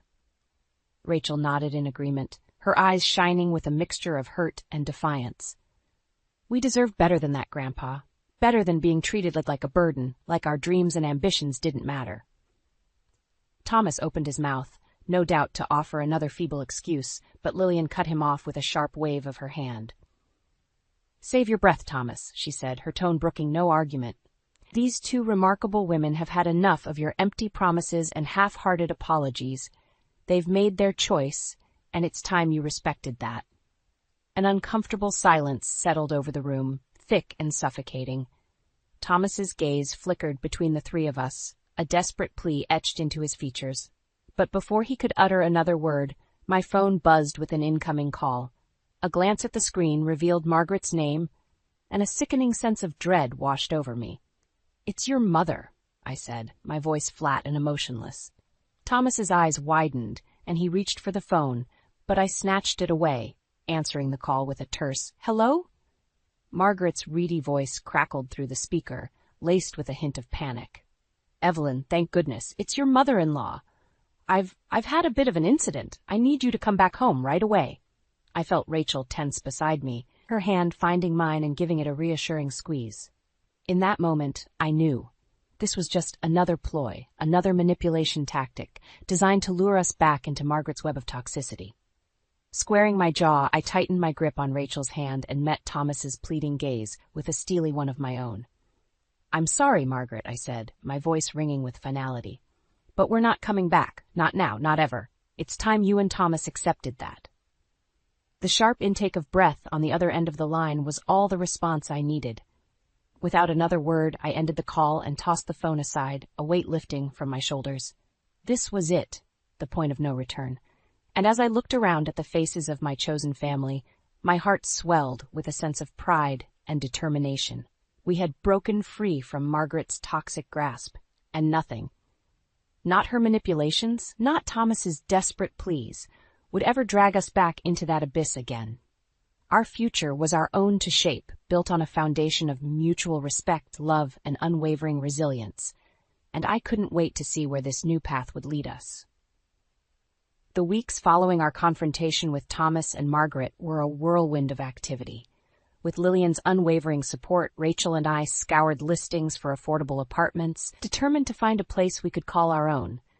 a sanctuary free from the toxicity that had plagued our lives for far too long. It wasn't an easy process, juggling apartment viewings with Rachel's college applications and my own job search. But we tackled each challenge with a renewed sense of determination, bolstered by the knowledge that we were charting our own course, beholden to no one but ourselves. Finally, after what felt like an eternity of searching, we found it, a cozy 2-bedroom apartment in a quiet neighborhood, just a stone's throw from the local university. It was modest, to be sure, but the moment we stepped through the door, a sense of peace washed over me. This was our fresh start, our chance to build a life on our own terms. The day we moved in was a flurry of activity, with Lillian and her ever-present practicality keeping us organized and focused. As we unpacked box after box, arranging our belongings in this new space, I couldn't help but marvel at how far we'd come. Just a few short months ago, I had been trapped in a cycle of emotional abuse and manipulation, my sense of self-worth slowly chipped away by Margaret's relentless belittling. But now, surrounded by the warmth and love of my chosen family, I felt a newfound strength coursing through my veins. We had broken free, and nothing, not Thomas's feeble attempts at reconciliation, not Margaret's manipulative ploys, could ever drag us back into that abyss again. As the weeks turned into months, Rachel and I settled into our new routine, reveling in the simple joys of our hard-won independence. We spent evenings poring over her college applications, meticulously crafting essays, and fine-tuning her personal statements. And when the acceptance letters began to trickle in, each one felt like a victory, a tangible reminder that our sacrifices and struggles had been worth it. The day Rachel received her letter from her dream school, a prestigious university just a few hours away, was one I'll never forget. She burst through the front door, eyes shining with tears of joy, clutching the envelope to her chest. "I got in, Grandma," she exclaimed, her voice trembling with emotion. "They accepted me." In that moment, all the pain and heartache we'd endured seemed to melt away, replaced by a profound sense of pride and accomplishment. I gathered her into my arms, holding her close as we both let the tears of relief and happiness flow freely. This was what it was all about, ensuring that Rachel had every opportunity to chase her dreams, to forge her own path without the weight of someone else's toxic influence holding her back. As we celebrated that night, Lillian raised her glass in a toast, her eyes twinkling with a mixture of pride and mischief. "To Rachel," she proclaimed, "for having the courage to stand up for herself and her ambitions, and to Evelyn, for being the fierce, unwavering force that helped make this all possible." I felt a flush of warmth spread through me at her words, a reminder of the incredible journey we'd undertaken to reach this point. It hadn't been easy, and there had been moments when I doubted my own strength and resolve, but in the end, it had all been worth it. To see Rachel's radiant smile, to bask in the glow of her hard-earned success. As I looked around at the faces of my chosen family, my heart swelled with a sense of gratitude and contentment.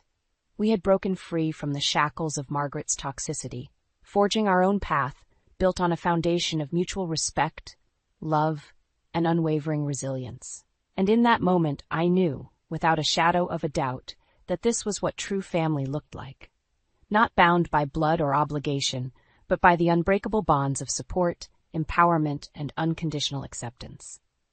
This was our legacy, our gift to the generations that would follow.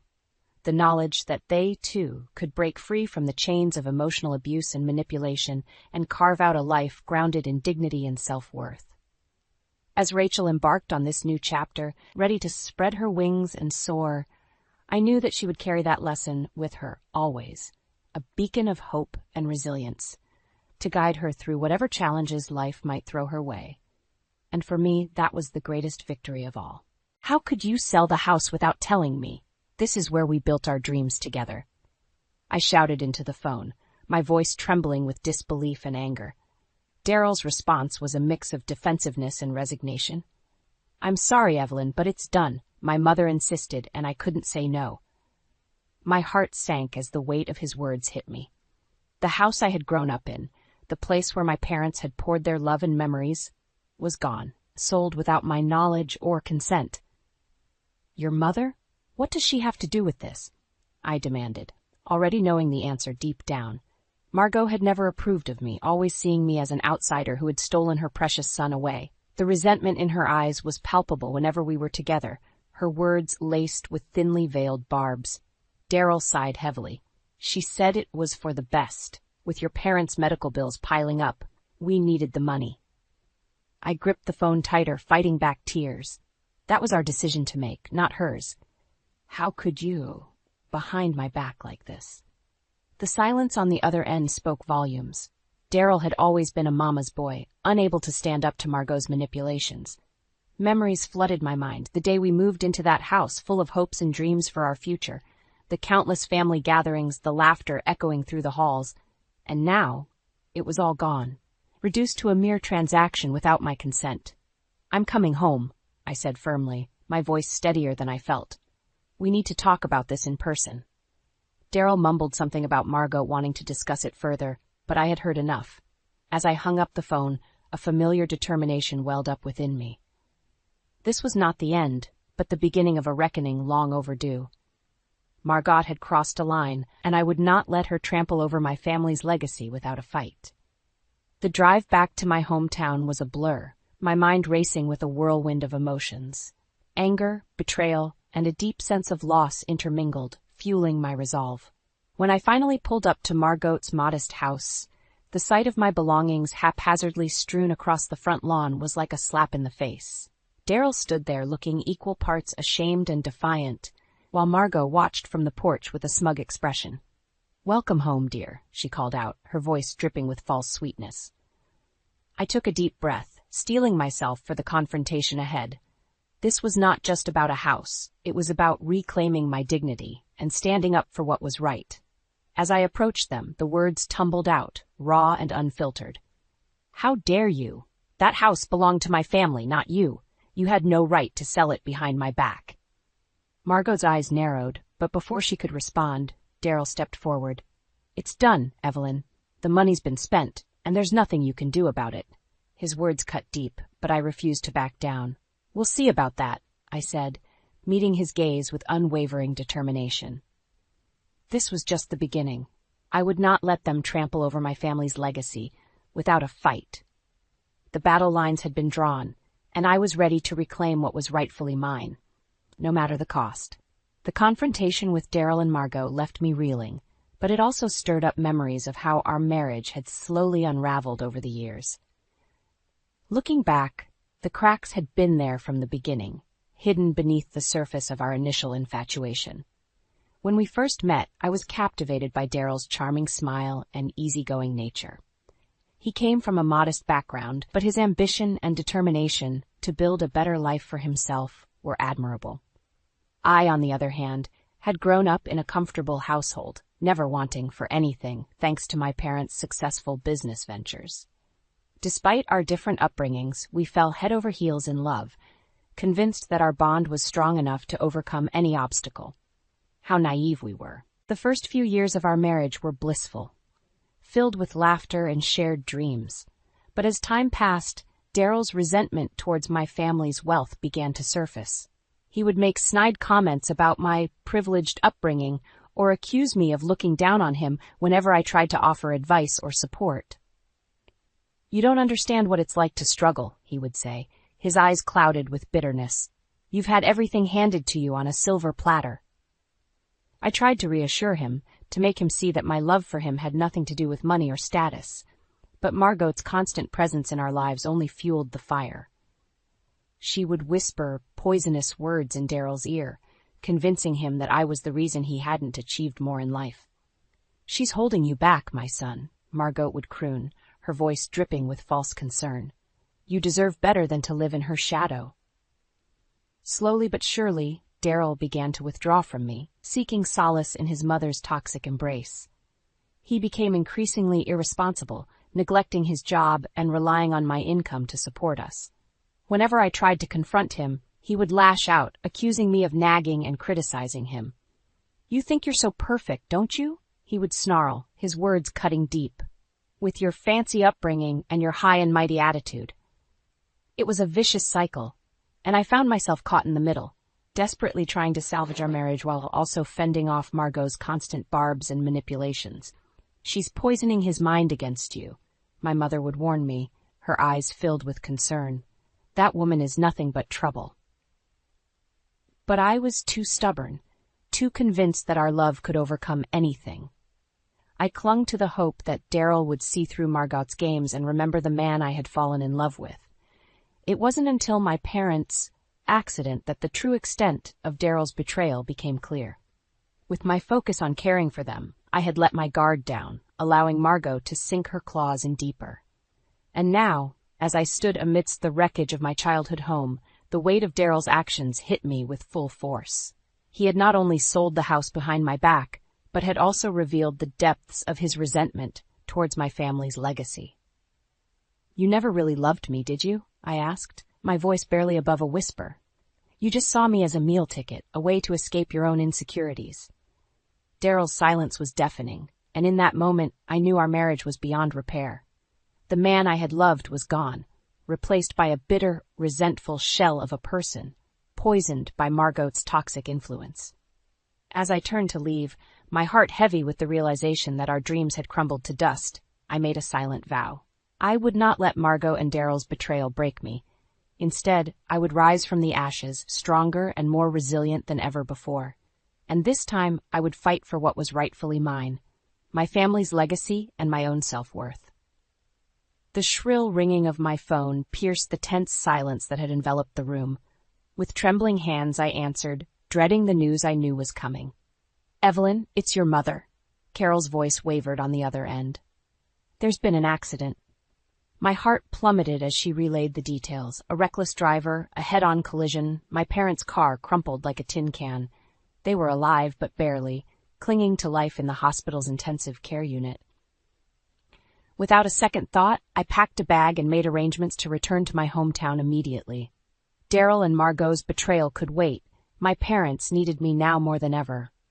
As I rushed to the hospital, a torrent of memories flooded my mind. My parents' unwavering love and support, the countless sacrifices they had made to give me the best life possible. The thought of losing them was unbearable, a pain so visceral that it threatened to consume me. When I finally reached their bedside, the sight of their battered bodies nearly brought me to my knees. My strong, resilient parents, the pillars of my world, lay broken and fragile, their lives hanging by a thread. "Mom, Dad," I whispered, grasping their hands tightly. "I'm here. I'm not going anywhere." In the days that followed, I became a fixture at the hospital, dividing my time between their rooms and the waiting area, where I made countless phone calls and arrangements. Daryl and Margot were the furthest things from my mind. All that mattered was ensuring my parents received the best possible care. It was during one of my rare visits home to gather more belongings that I encountered Margot. Her presence was like a dark cloud, casting a pall over what should have been a sanctuary. "Evelyn, dear," she simpered, her tone sickly sweet. "How are your parents faring?" I bristled at her feigned concern, knowing full well that she harbored no genuine affection for my family. "They're hanging in there," I replied curtly, eager to be rid of her presence, but Margot was relentless, her barbs sharper than ever. "It must be so difficult for you, having to juggle everything on your own. If only Daryl were more supportive, but you know how he is." Her words struck a nerve, and I whirled around to face her, my anger boiling over. "Don't you dare bring Daryl into this," I hissed. "This is about my parents, not your twisted games." Margot's eyes narrowed, her mask of concern slipping for a brief moment. "I'm just trying to help, dear. You know you can count on me." I scoffed, shaking my head in disbelief. "The only thing I need from you is to stay out of my way. I don't have time for your manipulations, not when my parents' lives are at stake." With that, I turned on my heel and stormed out, leaving Margot sputtering in my wake. I had no room in my life for her toxicity, not when every ounce of my strength was needed to support my parents through this crisis. In the weeks that followed, I became a fixture at the hospital, dividing my time between their rooms and the waiting area, where I made countless phone calls and arrangements. Daryl's absence was palpable, a constant reminder of the chasm that had grown between us.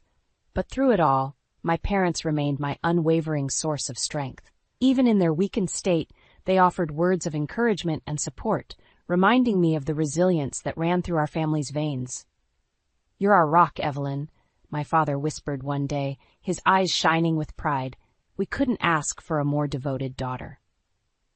In that moment, I knew that no matter what challenges lay ahead, I would face them head-on, fueled by my love for my parents and the determination to protect their legacy at all costs. Margot and Daryl's betrayal had only strengthened my resolve, forging a steel within me that would not bend or break. As I held my parents' hands, their warmth a lifeline in the midst of the storm, I silently vowed to weather this crisis and emerge stronger than ever before. For them, and for the family we had built together, I would fight with every fiber of my being.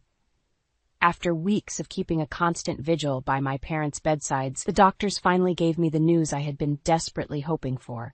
They were stable enough for me to return home, at least for a brief period.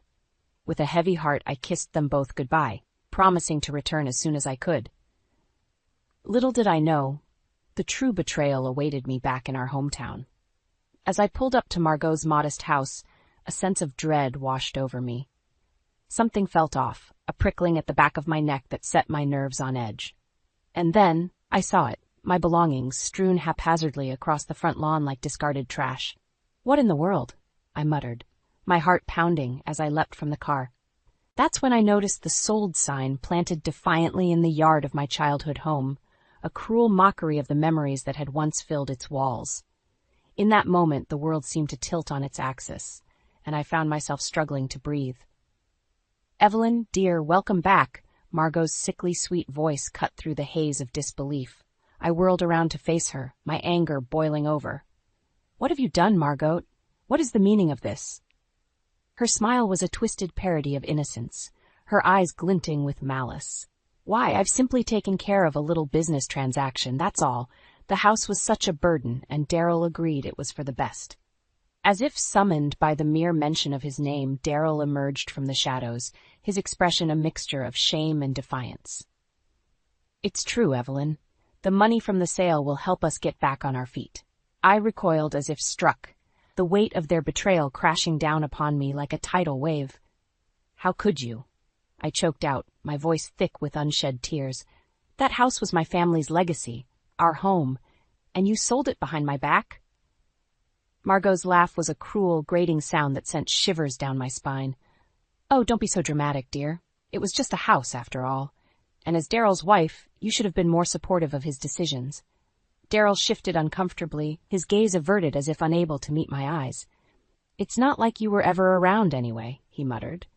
"Always running off to tend to your precious parents, leaving me to fend for myself." His words cut deep, but it was the undercurrent of resentment that truly stung.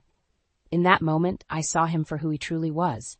A bitter, envious man who had never truly accepted my family's wealth and success.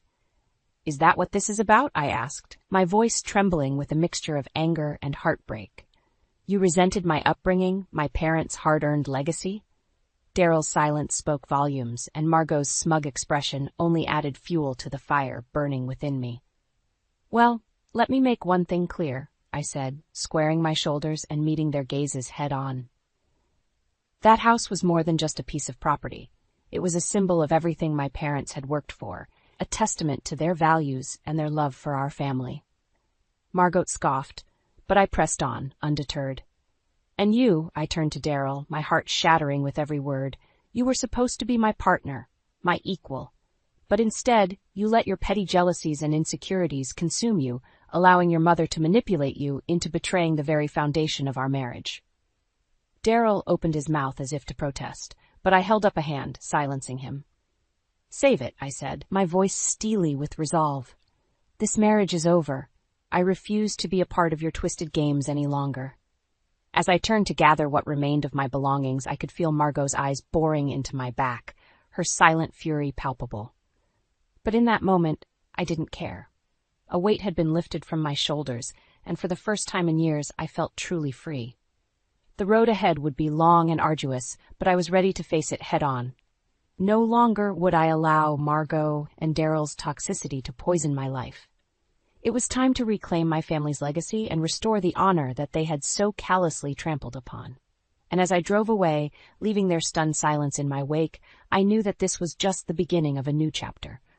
one where I would emerge victorious, no matter the cost.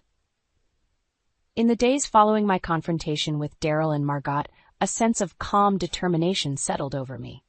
I had made my choice, and there was no turning back. It was time to demand answers and hold them accountable for their betrayal. I summoned them both to the house, my childhood home, that they had so callously sold without my consent. As they arrived, their expressions ranged from defiant to sheepish, but I refused to be swayed by their theatrics. "Evelyn, dear, what is the meaning of this?" Margot simpered, her false concern grating on my nerves. I leveled her with a steely gaze, my voice unwavering. "Cut the act, Margot. You know exactly why you're here. I want answers, and I want them now." Daryl shifted uncomfortably, his eyes downcast as if unable to meet my gaze. "Evelyn, please, let's not do anything rash." "Rash?" I scoffed, my anger bubbling to the surface. "You sold my family's home behind my back, and you have the audacity to call me rash." Margot's mask of innocence slipped, her true colors shining through. "It was for the best, dear. You were never around, always running off to tend to your precious parents. We needed the money, and Daryl agreed it was the right thing to do." I turned to Daryl, my heart shattering at the sight of his resigned expression. "Is this true? Did you really agree to this?" He nodded, his shoulders slumped in defeat. "I'm sorry, Evelyn, but she's right. We were struggling, and the money from the sale was too good to pass up." "And what about my share?" I demanded, my voice rising with each word. "That house was just as much mine as it was yours. You had no right to sell it without my consent." Margot's eyes narrowed, her lips curling into a smug smile. "Oh, but he did, dear. As his wife, you're entitled to half of everything he owns. The sale was perfectly legal." I recoiled as if struck, the weight of her words hitting me like a physical blow. They truly believed they held all the cards, that their deceit and manipulation had given them the upper hand. But in that moment, a fire ignited within me, a burning determination to reclaim what was rightfully mine. I would not let them trample over my family's legacy, not without a fight. "You think you've won, don't you?" I said, my voice low and steady. "You believe that your twisted schemes have given you the power to control me, to strip me of my dignity and my inheritance." Margot's smile faltered, her bravado wavering in the face of my newfound resolve. "Well, let me make one thing clear," I continued, squaring my shoulders and meeting their gazes head-on. "This is far from over. I will not rest until I have reclaimed what is rightfully mine, and you have both been held accountable for your actions." Daryl opened his mouth as if to protest, but I silenced him with a single look. "Save your excuses, Daryl. You made your choice when you sided with your mother, when you allowed her poisonous influence to corrupt our marriage. Now you must live with the consequences." Turning to Margot, I leveled her with a steely glare. "As for you, your reign of manipulation and deceit ends here. I will not allow you to continue tarnishing my family's legacy with your selfish schemes." Margot's eyes widened, her mask of confidence cracking as she realized the tables had turned. "Mark my words," I said, my voice ringing with conviction. "I will fight for what is mine, and I will emerge victorious. You have underestimated me for the last time." With those words, I turned and walked away, leaving them stunned in my wake. The battle lines had been drawn, and I was ready to wage war, armed with the knowledge that justice and truth were on my side.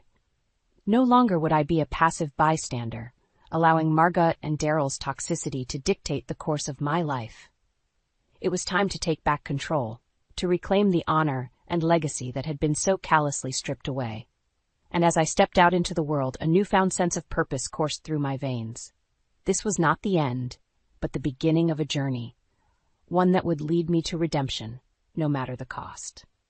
In the aftermath of my confrontation with Daryl and Margot, a newfound sense of determination coursed through my veins. I would not allow their deceit and manipulation to stand unchallenged. It was time to take back control of my life and reclaim my family's legacy. With a heavy heart, I returned to the hospital, my mind still reeling from the events of the past few days. As I approached my parents' rooms, a familiar ache settled in my chest. The weight of their sacrifices, the love they had poured into building a life for our family. "Mom, Dad," I said, my voice thick with emotion as I took their hands in mine. "I'm so sorry for what's happened." My mother's eyes, still bright despite her frailty, met mine with unwavering strength. Evelyn, my dear, you have nothing to apologize for. This is not your burden to bear. I shook my head, tears stinging my eyes. But the house, our home, it's gone. Sold without my knowledge, without any regard for what it meant to us. My father's hand tightened around mine, his gaze steady and resolute. That house was just bricks and mortar, my love. It's the memories, the love we shared within those walls that truly matter. His words struck a chord deep within me, and I found myself nodding, a newfound clarity washing over me. You're right, I said, squaring my shoulders. Margot and Daryl may have taken the house, but they cannot take away our family's legacy, our values, and our strength. A small smile played across my mother's lips.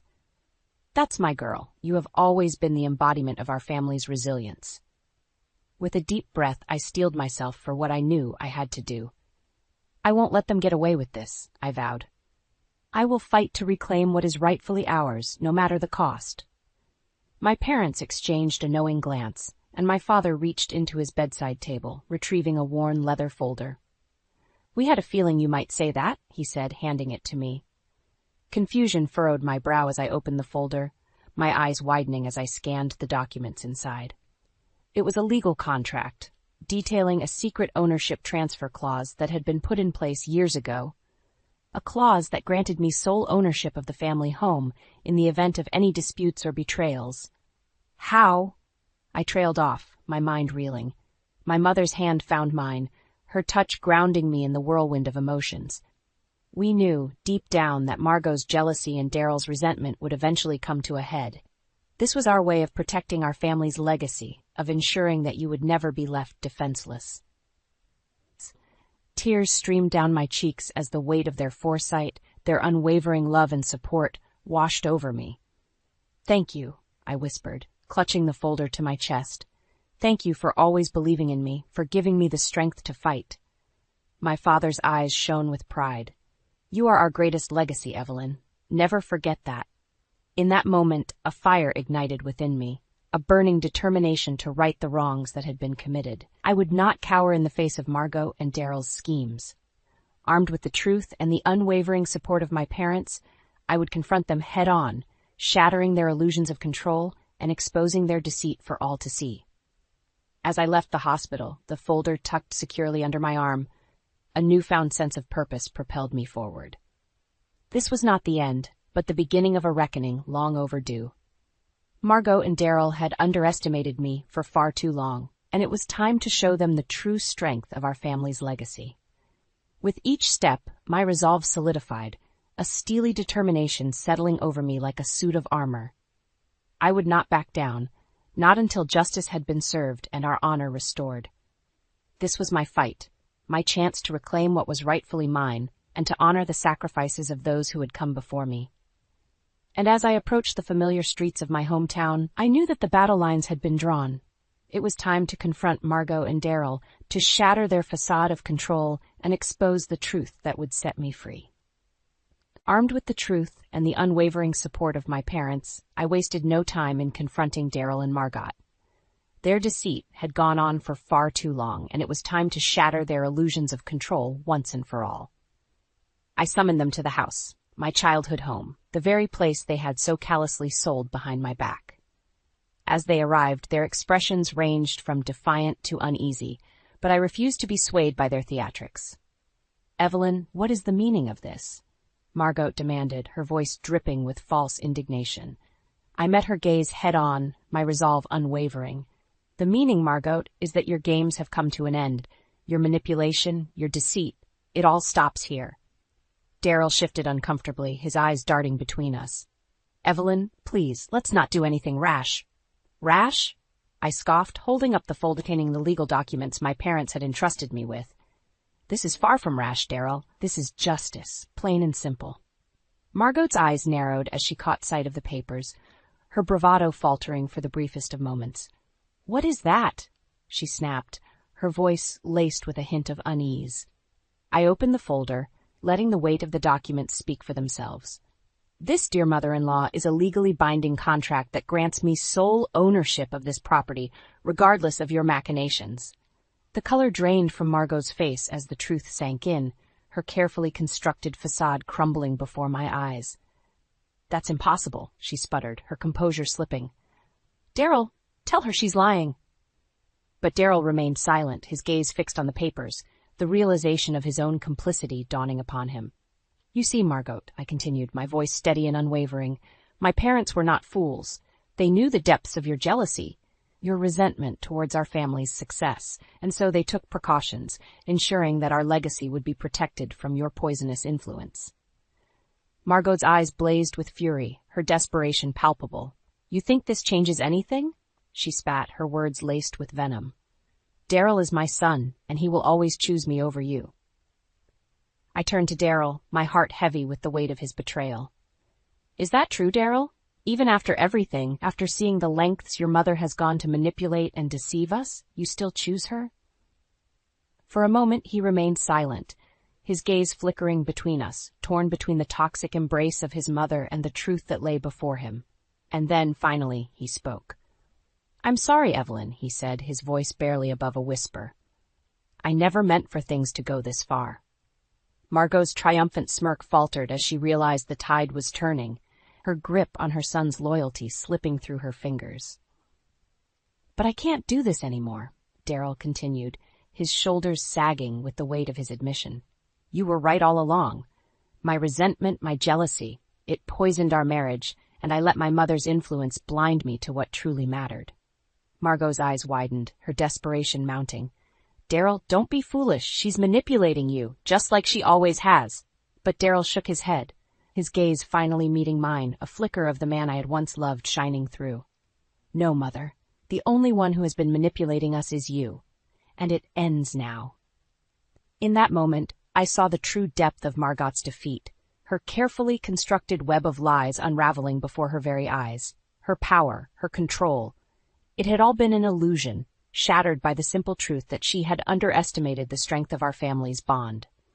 As she stormed out, her fury palpable, I couldn't help but feel a twinge of pity for the bitter, envious woman she had become. But that pity was quickly overshadowed by a sense of relief, of freedom from the toxicity that had plagued our lives for far too long. Turning to Daryl, I met his gaze, a lifetime of memories and regrets passing between us. I'm sorry, Evelyn, he said again, his voice thick with emotion. I know an apology can never undo the hurt I've caused, but I hope that one day you can find it in your heart to forgive me. I nodded, my heart heavy but resolute. Forgiveness will come in time, Daryl, but for now, I think it's best if we go our separate ways. He nodded, accepting my decision with a grace I hadn't expected. And as he turned to leave, I couldn't help but feel a sense of closure, a weight lifted from my shoulders. The battle had been won, but the war was far from over.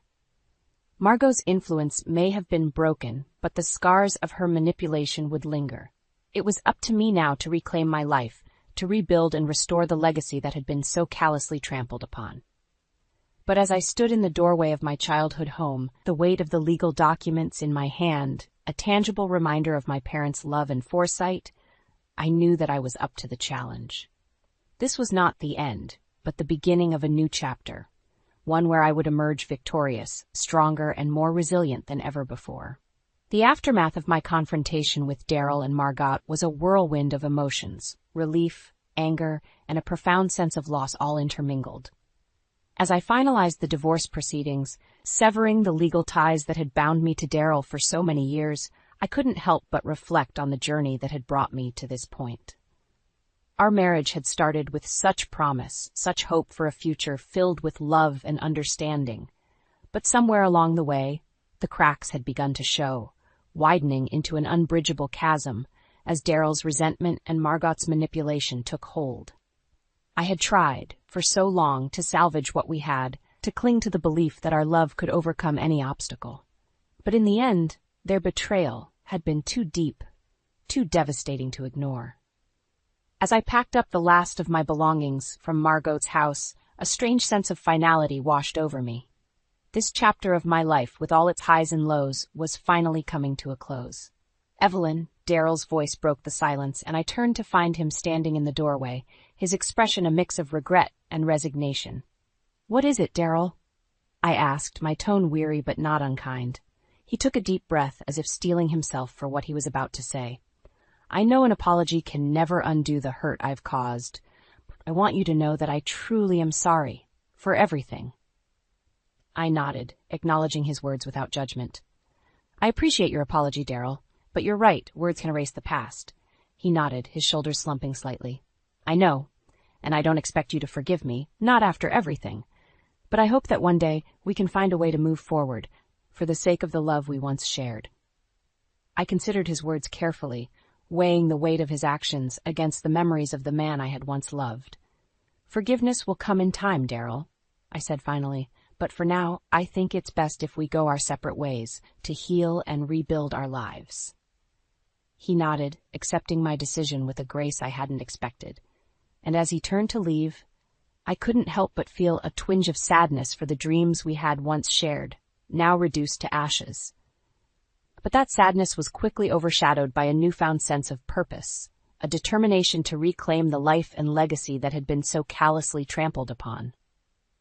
As I returned to my childhood home, the weight of the legal documents in my hand, a tangible reminder of my parents' love and foresight, I knew that this was just the beginning. In the weeks and months that followed, I threw myself into the task of restoring the house to its former glory, pouring my heart and soul into every detail. It was a labor of love, a way to honor the sacrifices of my parents and to reclaim the legacy that had been so nearly lost. And as the renovations progressed, something remarkable began to happen. The community rallied around me, offering their support and encouragement in ways I had never imagined. It seemed that my story, my fight against Margot's manipulation and Daryl's betrayal, had struck a chord with those around me. Neighbors and friends alike stepped forward, offering their time and resources to help bring my vision to life. It was a humbling experience, a reminder that even in our darkest moments, the power of human kindness and resilience can shine through. As the final touches were put in place and the house once again stood as a testament to my family's legacy, I couldn't help but feel a sense of pride and accomplishment. This was more than just a home. It was a symbol of my strength, my unwavering determination to rise above the adversity that had threatened to consume me. And as I stood on the front porch, basking in the warm glow of the setting sun, I knew that this was just the beginning of a new chapter in my life, one filled with hope, resilience, and the unwavering knowledge that no matter what challenges lay ahead, I would face them head-on, armed with the strength and wisdom that had been passed down through generations. For in that moment, I was no longer just Evelyn Dawson, the wronged wife and daughter. I was a warrior, a beacon of hope, for all those who had faced the sting of betrayal and emerged victorious. And as I looked out over the horizon, I knew that my family's legacy would live on, a testament to the power of love, perseverance, and the unbreakable bonds that bind us together. "Ellie, what kind of wife do you think you are, letting this house fall apart? You'll never be good enough for my son," Madge sneered, her eyes glinting with malice. I froze, the dish towel clutched in my hands as her words sliced through me like shards of glass. My heart pounded, and I struggled to find my voice, swallowing the lump that had formed in my throat. Nate shuffled into the kitchen, his brow furrowed. "Mom, what's going on? Don't you see how she's let everything go?"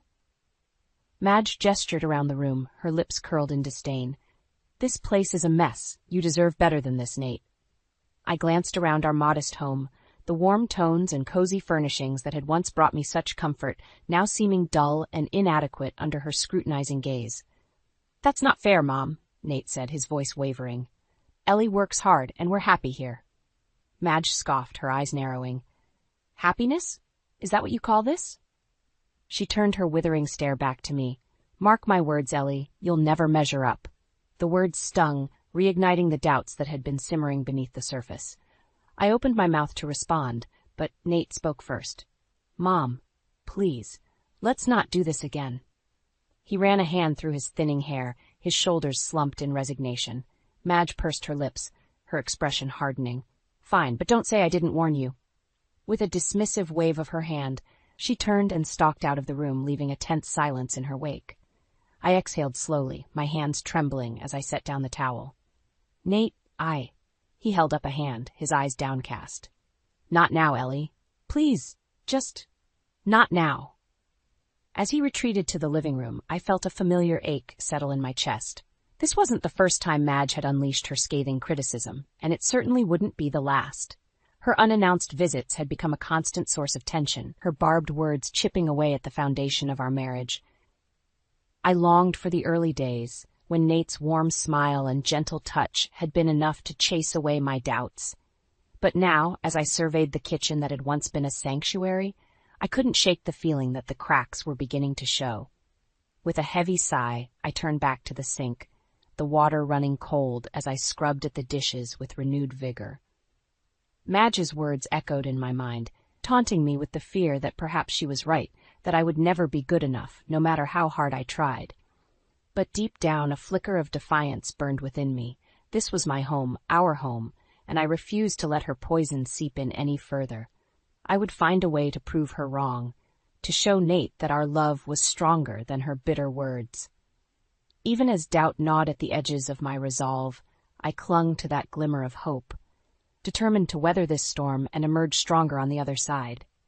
Nate, you need to stand up for us. This is our home, not a battleground for your mother's whims, I pleaded, my voice tight with emotion as we sat down for dinner.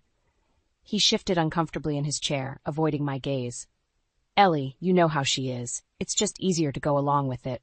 I stared at him incredulously, my frustration mounting. Easier for who, Nate? Certainly not for me.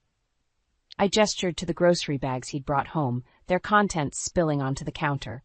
I didn't ask for any of this. Nate sighed, rubbing his temples. She said we were running low on a few things. I didn't think it would be a big deal.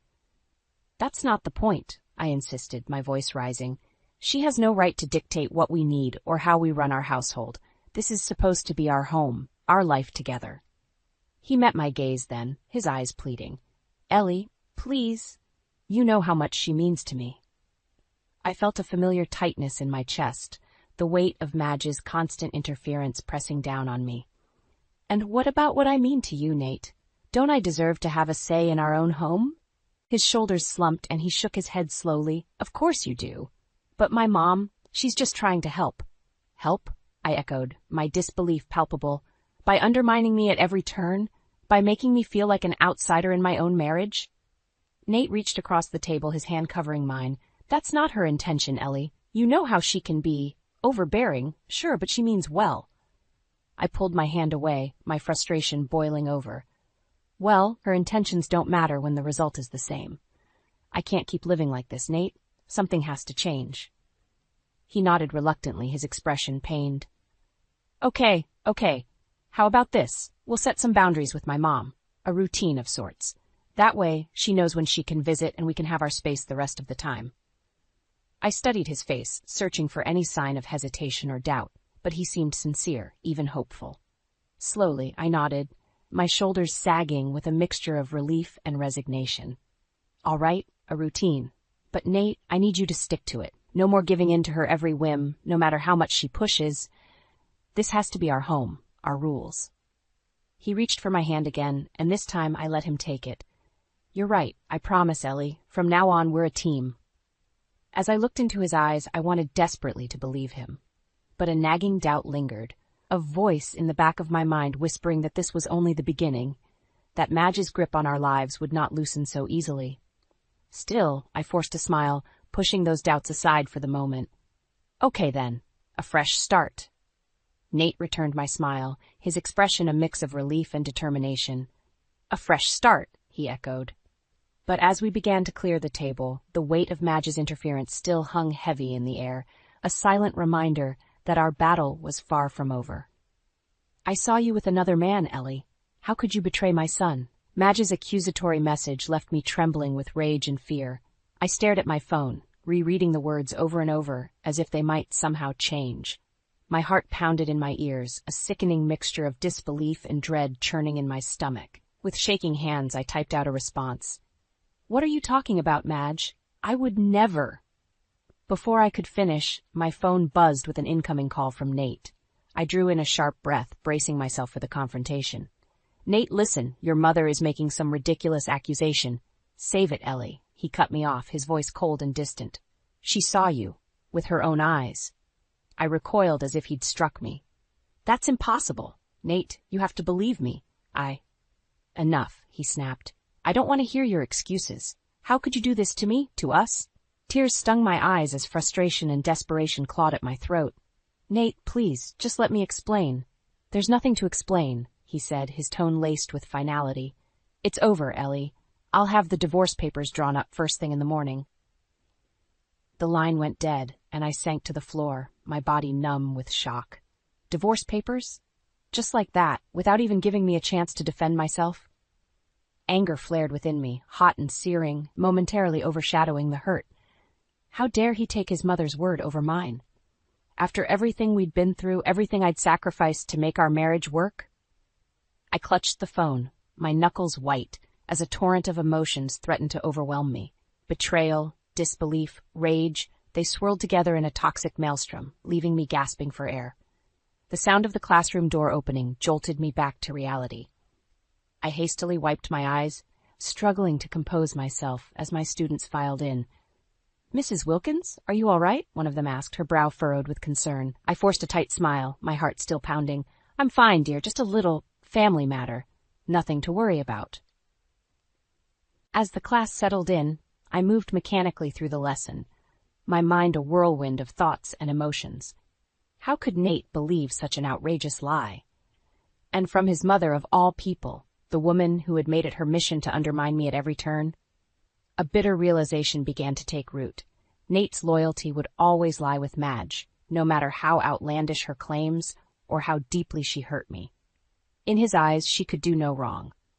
By the time the final bell rang, a cold resolve had settled over me. If Nate was so quick to turn his back on me, to discard our marriage without a second thought, then so be it. I would not beg or grovel for his trust, not when it was so clearly misplaced. As I gathered my things, a plan began to take shape. I would not go down without a fight. Madge might have struck the first blow, but I would be the one to deliver the final, decisive blow that would sever her toxic hold on our lives once and for all. With a deep breath, I dialed Carly's number, my voice steady and determined. Sis, I need your help. Think about your actions, Ellie. I'll be back in a few days to see if you've come to your senses. Nate's words lingered in the empty house, a chilling reminder of his betrayal. I sat on the couch, numb, as the weight of his words crashed over me. How could he take Madge's side so easily, so completely? After everything we'd promised each other? Anger flickered to life within me, pushing past the initial shock and hurt. I would not simply accept this, not after Nate had dismissed my perspective without a second thought. Carly's voice rang in my mind. Sis, I need your help. Of course, I had already confided in her, my ever-loyal sister and confidant. If anyone understood the gravity of Madge's interference, it was Carly. I reached for my phone, fingers trembling slightly as I tapped out a message. I'm ready to take your advice. Meet me at home in an hour? Her reply was swift. You got it. I'll be there. I took a deep breath, steeling my resolve. This was no longer about trying to reason with Nate. That path had been blocked by the stubborn allegiance to his mother that he seemed incapable of overcoming. No, this was about reclaiming my life, my autonomy, and refusing to be a casualty in Madge's war against our happiness. The minutes ticked by slowly, the silence in the house pressing in on me like a physical weight. But I refused to be cowed, to let Madge's manipulative words take root. This was my home, my life, and I would not surrender it without a fight. At last, there was a knock at the door. I opened it to find Carly, her expression a mix of concern and determination. You look like you've been through the ringer, she said, enveloping me in a hug. But I'm here, sis. We'll get through this together. I nodded, ushering her inside. You were right, Carly. Madge has gone too far this time. I can't keep living like this, constantly under her thumb. Carly's eyes narrowed. So what's the plan? You know I've got your back, whatever you decide. I took a deep breath, the words coming easier now. I'm done trying to appease her or make Nate see reason. It's clear he's too deep in her toxic web. I need to protect myself, to get out before this drags me down any further. Carly nodded slowly. Okay, then, what do you need from me? Just be there for me. Help me figure out the next steps. I can't keep letting Madge control my life, our lives. I looked at her, my jaw set. It's time to take a stand. She reached out, squeezing my hand. You've got it. We'll get through this together, one step at a time. I'm not going anywhere. As I met her gaze, I felt a flicker of strength, of determination. This was not the end, but a new beginning, chance to reclaim my life and break free from the toxic dynamics that had threatened to consume me. And with Carly by my side, I knew I had the support to make it through, no matter how difficult the road ahead might be. All your things are at your mom's, Nate. I've submitted the papers, I stated, feeling a surge of freedom course through me as I stood in my new minimalist apartment. Nate's eyes widened, his mouth agape. What? Ellie, wait. No more waiting, I cut him off, my voice steady and resolute. You made your choice, Nate. Now I'm making mine. He ran a hand through his hair, his expression a mix of disbelief and desperation. But how did you even manage all this so quickly? A small smile tugged at my lips. I had help from someone who actually has my back. Carly emerged from the bedroom, her arms crossed defiantly. That's right. We've been busy while you were off playing the obedient son. Nate's gaze darted between us, his brow furrowed. Ellie, please, let's just talk about this. We can work it out. I know we can. I shook my head, my resolve unwavering. There's nothing left to work out, Nate. You chose to believe your mother's lies over me, your own wife. That's not something I can just move past. Carly stepped forward, her expression hardening. You really messed up this time, Nate. Ellie deserves so much better than the way you've treated her. Nate's shoulders slumped, and he turned to me, his eyes pleading. Ellie, I'm sorry. I was wrong, so wrong. Please, give me another chance. For a moment, I wavered, the familiar tug of emotion threatening to weaken my resolve. But then I remembered the sting of his betrayal, the way he had so easily cast me aside at his mother's whim. I've given you too many chances already, Nate, I said, my voice thick with emotion. This is it. This is me taking control of my life again. His face fell, and he nodded slowly, seeming to finally grasp the gravity of the situation. I understand. I don't know how to fix this, but I'll respect your decision. Relief washed over me, a weight lifting from my shoulders. I had expected more resistance, more pleading and excuses.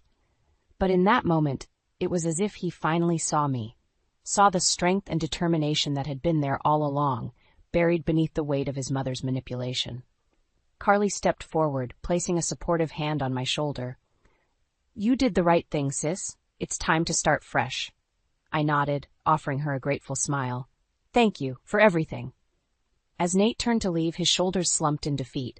I felt a pang of sadness. Despite everything, a part of me still loved the man I had married, the man he had been before Madge's toxic influence had taken hold. But I knew, deep down, that this was the only path forward. I had to break free, to reclaim my life and my sense of self. And with Carly by my side, I knew I had the strength to weather whatever storms lay ahead. As the door closed behind Nate, I took a deep breath, letting the weight of the moment settle over me. This was it, the first step towards a new beginning, a life free from the toxic dynamics that had threatened to consume me. And for the first time in a long time, I felt a glimmer of hope, a sense of possibility unfurling within me. The road ahead might be uncertain, but I was ready to face it head-on, with my head held high and my spirit unbroken. The shrill ringing of my phone cut through the silence, shattering the fragile peace I had found in my new surroundings. I glanced at the caller ID, my heart skipping a beat as Nate's name flashed across the screen. With a steadying breath, I answered. What is it, Nate?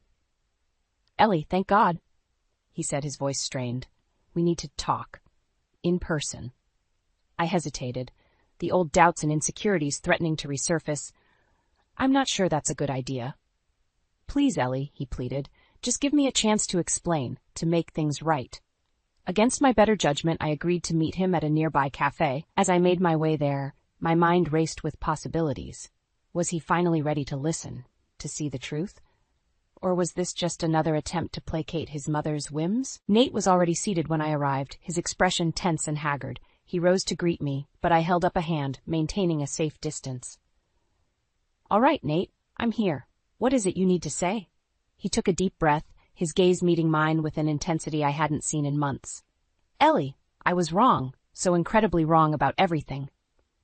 I felt a flicker of hope, quickly tempered by the lingering sting of his betrayal. Go on. Nate reached into his pocket, retrieving his phone, With a few taps, he forwarded me a photo of Tom and me, embracing in what was clearly a warm, familial hug. "Look closely, Nate. It's my brother, not some affair," I said, my voice laced with a mixture of vindication and sadness. His shoulders slumped and he nodded slowly. "I see that now. God, Ellie, I'm so sorry. I should have trusted you, should have listened to you from the start." I studied his face, searching for any hint of deception or manipulation, but all I saw was remorse, a man finally confronting the harsh reality of his mistakes. "Why now, Nate?" I asked, my voice barely above a whisper. "What changed?" He ran a hand over his face, his expression pained. "My mother, she admitted it. Admitted that she lied, that she saw you with Tom and twisted it into something else entirely." A bitter laugh escaped my lips. "Of course she did. And you believed her, just like that." Nate nodded, shame etched into his features. "I know. I have no excuse, Ellie. I let her manipulate me, let her poison our marriage with her lies and control, and in doing so I lost the most important thing in my life." I felt a surge of anger, hot and searing. "You're damn right you did. Do you have any idea what you put me through, Nate? The pain, the humiliation?" He flinched at my words, but didn't try to defend himself. "I don't. I can't even begin to imagine how much I've hurt you, Ellie. All I can do is beg for your forgiveness and a chance to make things right." I studied him for a long moment, weighing his words, his remorse. Part of me ached to forgive him, to try and salvage what we once had. But a larger part, the part that had been forged in the fires of Madge's cruelty, remained guarded, unwilling to let him back in so easily. "I need time, Nate," I said finally. "Time to process all of this, to decide if I can ever trust you again after what you've done." His face fell, but he nodded in understanding. "Of course. Take all the time you need, Ellie. I'll be here, ready to do whatever it takes to earn your trust again." As I turned to leave, I felt a strange sense of resolution settle over me. The truth was finally out, laid bare for all to see, and while the path ahead was still uncertain, I knew that I had taken the first steps towards reclaiming my life, my identity. Madge's web of lies had been unraveled, and it was up to me to decide what came next. For the first time in a long time, I felt truly in control of my own destiny. "We can still fix this, Ellie. I'm sorry. I didn't know." Nate's voice cracked over the phone, but I felt only a cold resolve where his mother's words had once held sway. "What's done is done, Nate," I replied, my tone firm. "Your mother has had her hands around our lives for too long." There was a pause, and I could imagine the pained expression on his face as he registered my words. "You're right. God, you're right. I'm so sorry, Ellie. I should have listened to you, should have had your back instead of letting her pull the strings." I took a deep breath, willing my voice to remain steady. "Well, she can't reach us anymore. This time we're doing things my way." Silence fell, thick and heavy, as Nate struggled to respond. Finally he spoke, his words laced with resignation. "You're right. She's had her grip on me for too long. But Ellie, please, don't shut me out too. I know I've got no one to blame but myself, but I need you to know that my loyalty lies with you now." My heart twisted at the naked emotion in his voice. For so long I had longed to hear those words, to know that his allegiance wasn't hopelessly tangled up in his mother's manipulations, but the hurt ran too deep, the pattern too ingrained. "I want to believe you, Nate," I said quietly, "but beliefs were your mother's currency, and she spent them well. I can't go back to being caught in her web." He was silent for a long moment, and when he spoke again, his voice was thick with emotion. "You're right. You're right. I don't deserve a second chance, not after everything. Just know that I'm sorry, Ellie. Truly, deeply sorry for letting her come between us like she did." I closed my eyes, letting his words hang heavy in the air. There was a time when they might have swayed me, when the sound of his voice might have melted the icy barrier that had formed around my heart. But that time had passed, and the only thing left was the resolve that had carried me through, the determination to never again let Madge's toxic influence bleed into our lives. "I know, Nate," I said finally, "and I believe you mean those words. But this time, it's not about what you or your mother wants. It's about what I need, what we both need to move forward, to leave that misery behind."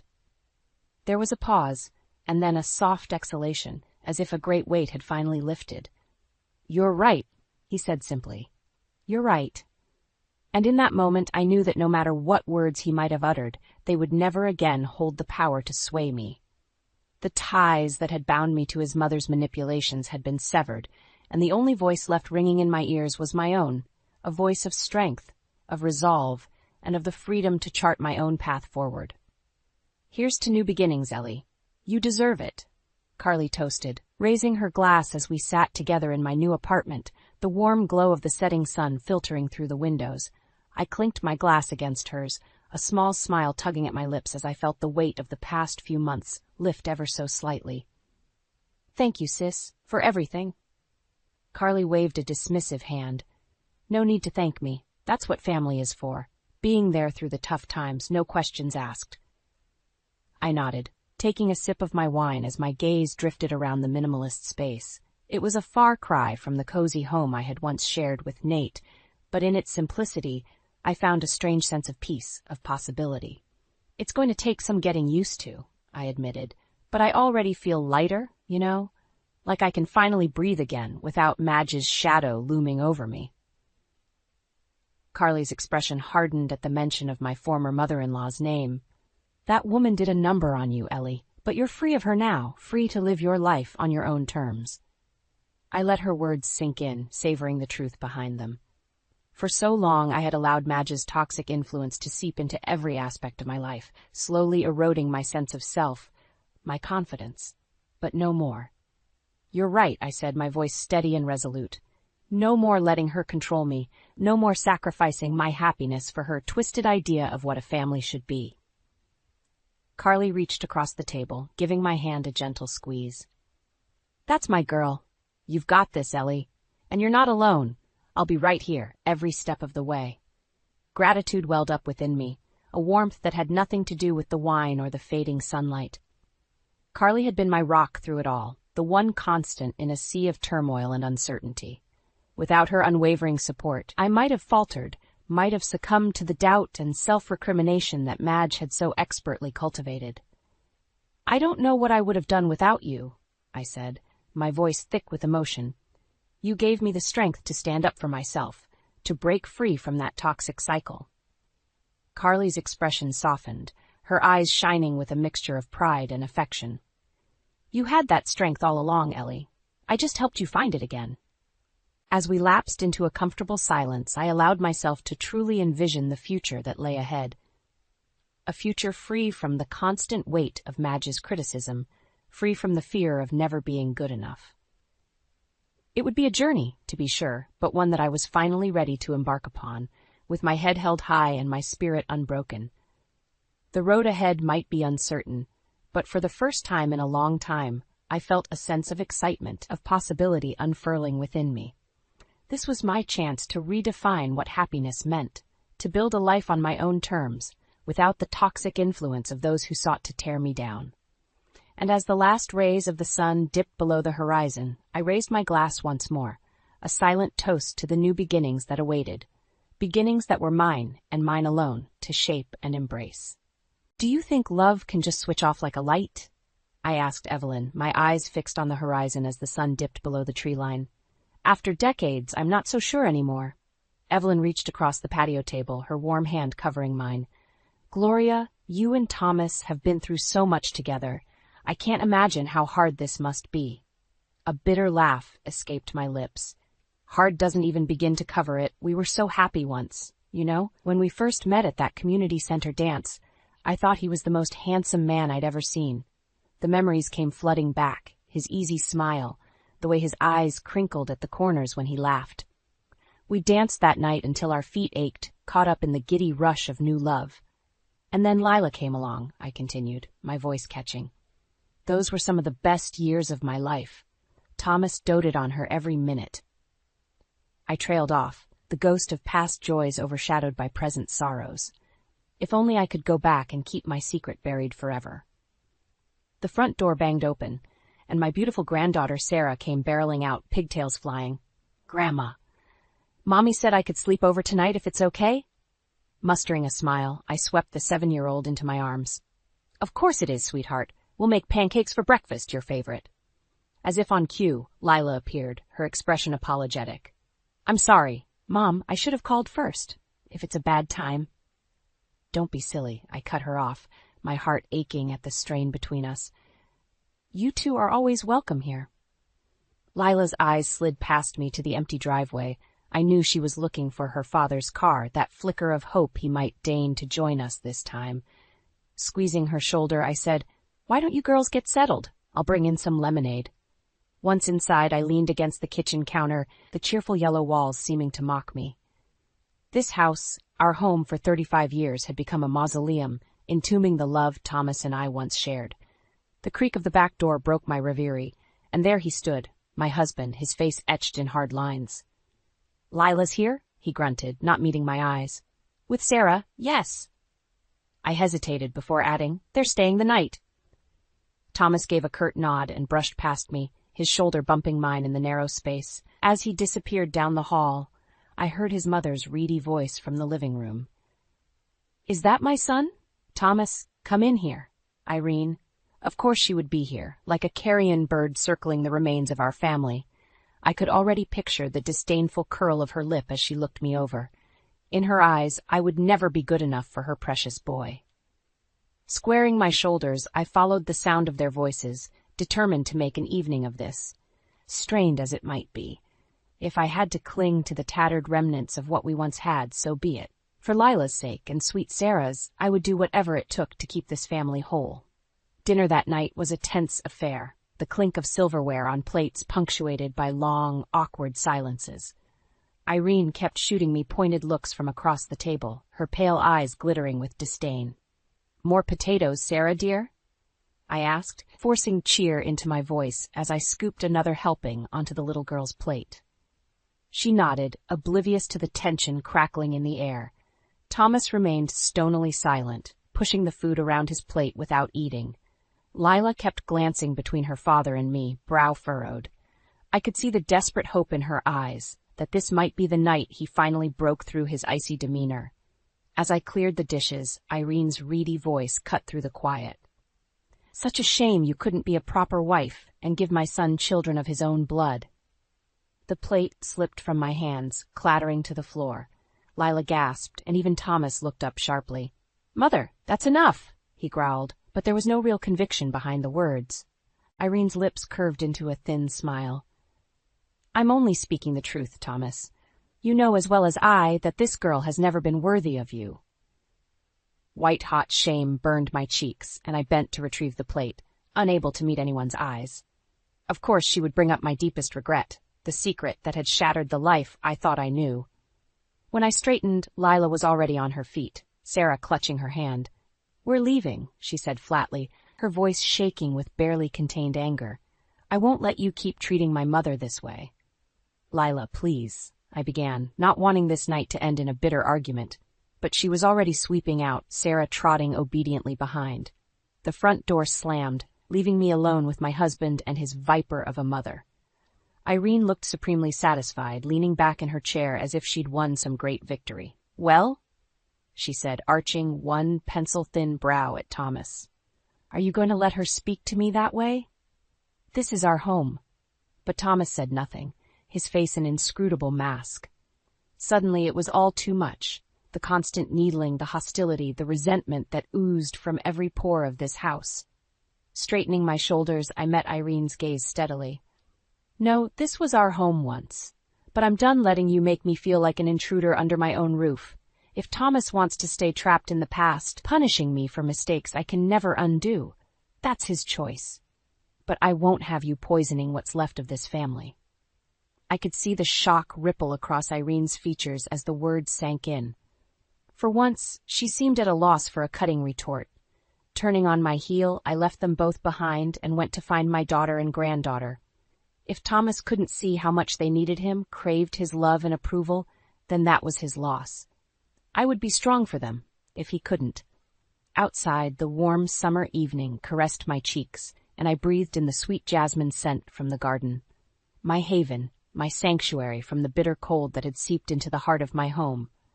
Up ahead, I could see Lila and Sarah silhouetted against the dying light, hand in hand.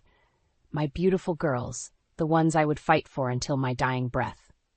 With fresh determination, I started towards them, letting the hurt and anger fall away. We would get through this darkness, I vowed silently. One way or another, we would find our way back to the light. A few days later, Thomas approached me with an unexpected suggestion. I think we should all go on a trip together, get out of this house for a while. I blinked, taken aback by this olive branch after so many months of icy silence. Where were you thinking? Maine, he said gruffly. The coast up there is beautiful this time of year. We could rent a cottage for a week or two. My heart leapt at the prospect of a fresh start, of leaving behind the tension and resentment that had poisoned our home. Maybe, just maybe, this was the chance I'd been hoping for to begin mending what was broken. I think that's a wonderful idea, I said carefully, not wanting to seem too eager and scare him off. The girls would love it, don't you think? A muscle twitched in Thomas's jaw, but he gave a curt nod. I'll make the arrangements. True to his word, within a few days he had booked us a charming seaside cottage in a sleepy little town called Prospect Harbor. As Lila and I packed our bags, the atmosphere was giddy with anticipation and nervous hope. Do you really think Dad might? Leela began, then trailed off, unable to voice what we both so desperately wanted. Squeezing her hand, I smiled. I have a good feeling about this trip, sweetheart. Your father and I, we've been through so much together. Maybe this is exactly what we need to find our way back.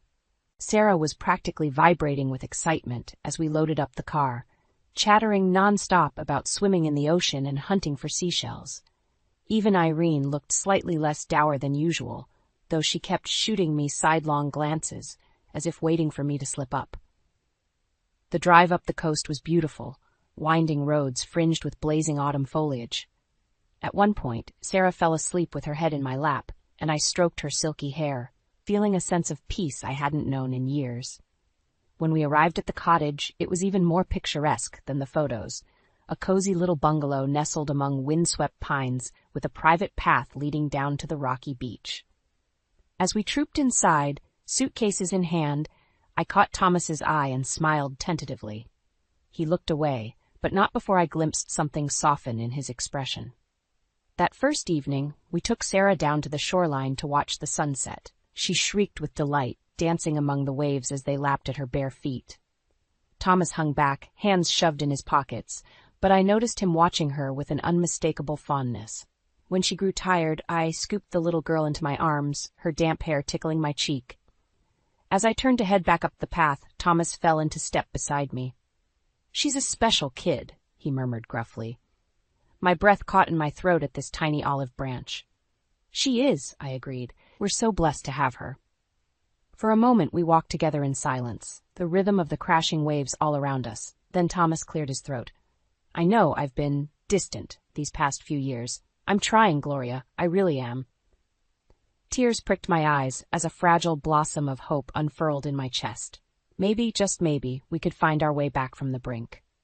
As we reached the cottage, I looked up at the diamond-bright stars dusting the night sky and sent up a silent prayer.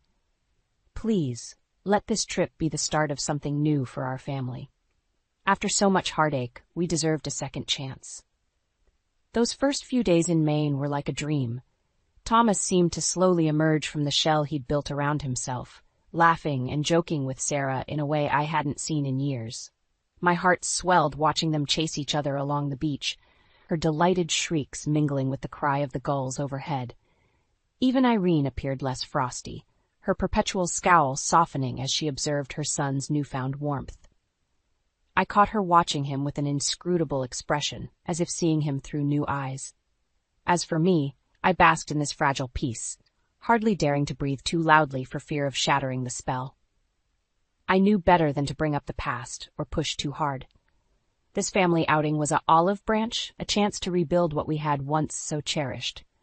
One evening, as the setting sun stained the sky in streaks of violet and gold, Thomas surprised us all by suggesting a trip to a secluded beach he knew about a few miles up the coast. "Just us four," he said gruffly, his gaze landing on Sarah. "A family adventure." Sarah squealed in delight, and even Lila looked cautiously hopeful. I met Thomas's eyes and nodded, a lump rising in my throat. "That sounds wonderful." The next morning, we set out bright and early, packing a picnic basket with sandwiches and lemonade. Sarah fairly danced along the winding coastal road, regaling us with an endless stream of chatter about the seashells and crabs she hoped to find. When we reached the promised beach, it took my breath away, a pristine crescent of golden sand, lapped by turquoise waters and bordered by towering cliffs. Not a soul in sight for miles. "This is amazing, Dad," Lila murmured, looking around in wonder. "How did you find this place?" But Thomas didn't answer. He was already striding down towards the water's edge, his hands jammed in his pockets. Sarah scampered after him, and I moved to follow when a hand clamped around my arm in a vice-like grip. "Just where do you think you're going?" Irene's voice was a rasp of contempt in my ear. I turned, brow furrowed in confusion. "Down to the beach with my family." "Irene, what? Your family?" She barked a harsh laugh. "Don't delude yourself, girl. You were never worthy of my son or the name Hastings." Panic began to flutter in my chest as I took in the cold resolve etched in the lines of her face. "What's going on? Where's Thomas?" "Leaving," she said simply. "And thank God for that. He's finally seen you for what you are, a lying, deceitful snake who wormed your way into this family under false pretenses." My head spun as the horrible truth crashed over me in waves. This entire trip, the softening of Thomas's demeanor, it had all been a ruse to lure me into a false sense of security, to abandon me. Wrenching my arm free, I took off at a dead run towards the beach, Irene's mocking laughter ringing in my ears. But it was too late. Thomas's car was already a speck in the distance, leaving a cloud of dust in its wake. "No!" The scream was torn from my throat as I stumbled onto the sand, legs rubbery beneath me. "Sarah! Sarah! Where are you?" A plaintive wail reached my ears, and I spun towards the sound to see my precious granddaughter crouched in the shallows, her small body racked with sobs. In an instant I was scooping her up, cradling her against my chest as she clung to me with desperate strength. "It's okay, baby, it's okay," I crooned, rocking her gently. "Grandma's here. I've got you." But even as the words left my lips, a sick sense of dread washed over me. Abandoned on this desolate stretch of beach, miles from any town, with no car and only the clothes on our backs, how would I keep us safe? Clutching Sarah tighter, I cast a frantic glance around the empty shore, praying for a miracle. Because without one, I had no idea how we would survive this ultimate betrayal. I'm not sure how long Sarah and I huddled there on that desolate beach, her small body quivering against mine as the shock slowly ebbed. All I knew was that we couldn't stay. The sun was starting to dip lower in the sky, and the chill of evening was setting in. "Come on, honey," I murmured, gently prying her arms from around my neck. "We need to get back to the cottage and figure out what to do next." Sarah sniffled, but allowed me to set her on her feet, her small hand gripping mine with desperate tightness. Together, we began the long trek back along the winding coastal road, my heart growing heavier with every step. What would we do now? Our rental car was gone, along with our meager belongings and what little cash I'd brought. I had no way to call for help, no plan except to simply keep putting one foot in front of the other until what? The future had never seemed so bleak and uncertain. By the time the cottage finally came into view, my feet were aching and Sarah was dragging, her energy reserves depleted. I felt a pang of relief at the thought of being behind closed doors, of having at least a temporary safe haven to regroup. But that relief was short-lived.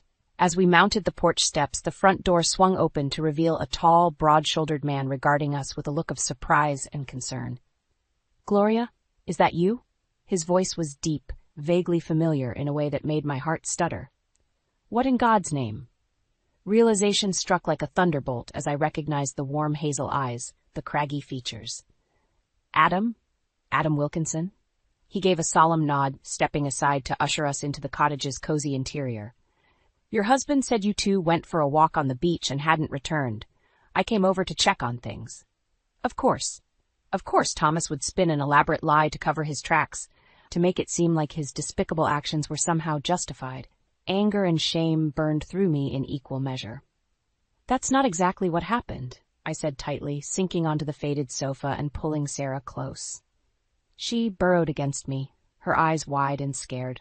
And so I told Adam everything, the simmering tensions back home, Thomas's icy demeanor that had thawed just enough to give me a glimmer of false hope on this trip, How he had lured us to that remote beach and then callously abandoned us with his venomous mother's aid. As I spoke, Adam's expression grew progressively darker, his jaw tightening with barely suppressed fury. We had been close friends since childhood, he and Thomas and I, united by the bond of having grown up in the same tight-knit community. I knew the level of betrayal he must be feeling cut every bit as deep for him as it did for me. When I finally fell silent, Adam dragged a hand down his weathered face, exhaling a long breath. "Gloria, I'm so sorry. What that bastard did—" He shook his head, trailing off as words seemed to fail him. Reaching out, he gripped my shoulder, his touch warm and grounding. "You're not alone in this, you hear me? I'm with you every step of the way from here on out. We'll make him pay for what he's done, but on our terms. He doesn't get to just discard you like garbage and slink away." A profound sense of relief washed over me at his vehement words, at the realization that I had an ally, someone in my corner who could help me navigate the turmoil ahead. Squeezing his hand, I met Adam's gaze steadily. "Thank you," I said simply. "You've always been a true friend." He held my eyes for a long moment before giving a curt nod. "Then let's get to work, shall we? Time to make that snake regret the day he ever crossed the Hastings women." True to his word, Adam wasted no time in setting his plan for justice into motion.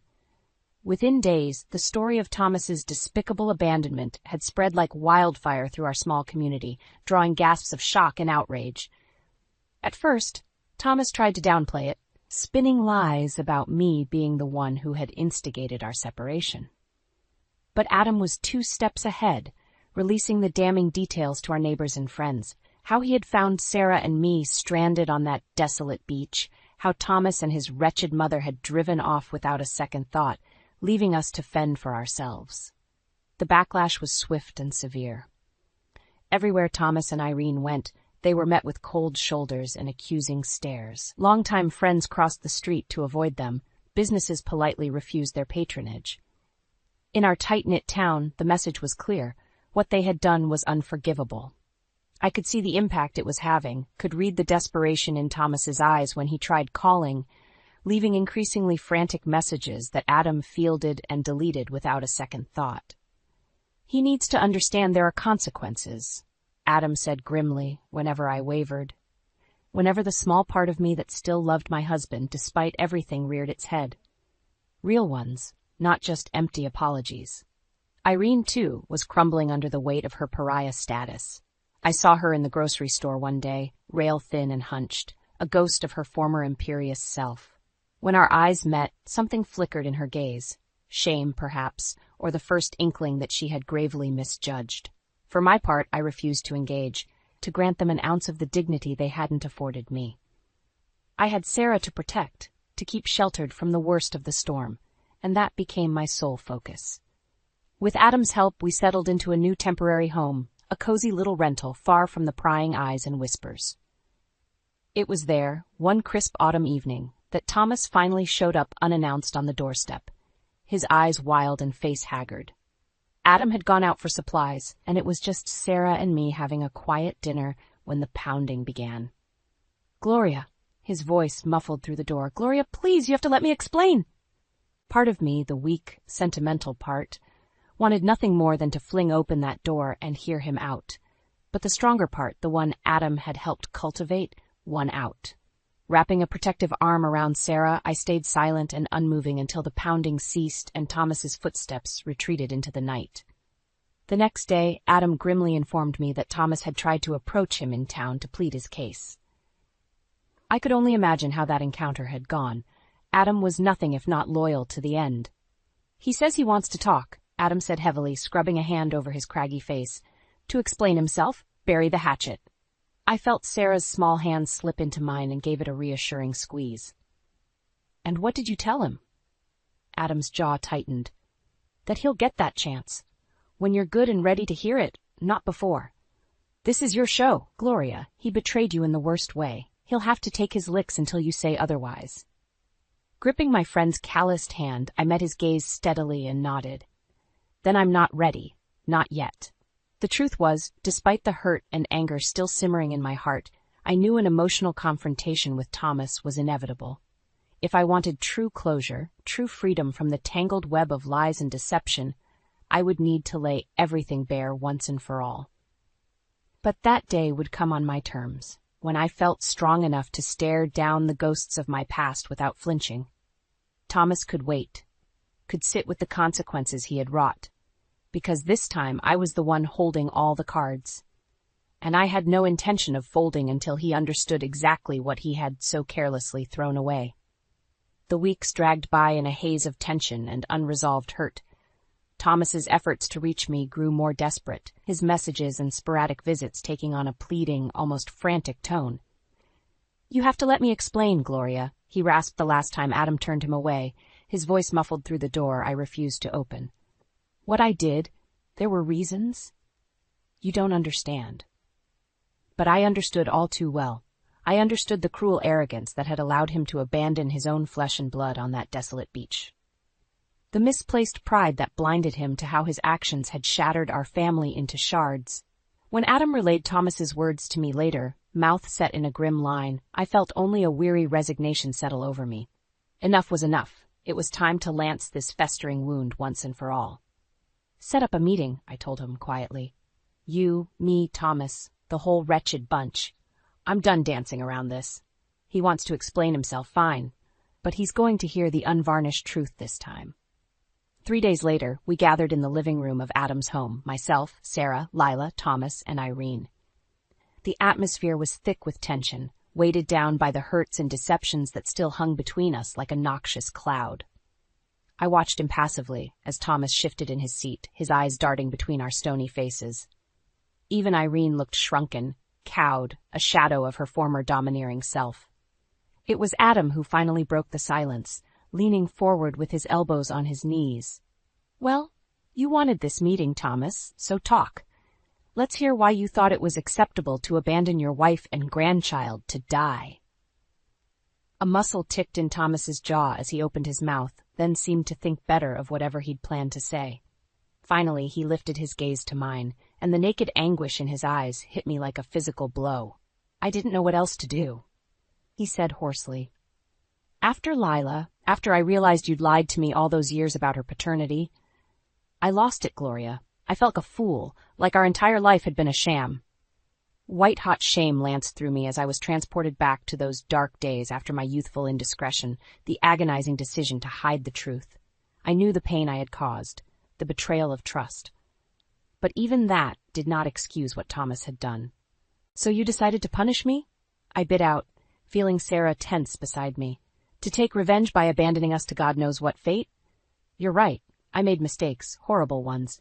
But you made a choice too, Thomas. You chose to throw away everything we had, our entire family, because your pride was too enormous to see past your own hurt." The words hung in the air, harsh and accusing. Thomas flinched as if I'd struck him, his mouth working soundlessly. Suddenly, Irene was on her feet, her withered hands clenched into claws. "Don't you dare speak to my son that way, you ungrateful little—" "Mother, stop!" Thomas's voice cracked like a whip, and Irene fell silent, stunned. Dragging a shaky hand through his thinning hair, he met my gaze again, his eyes bright with unshed tears. "You're right, Gloria. You're absolutely right. I have no excuse, no justification for what I did. I was a coward, plain and simple.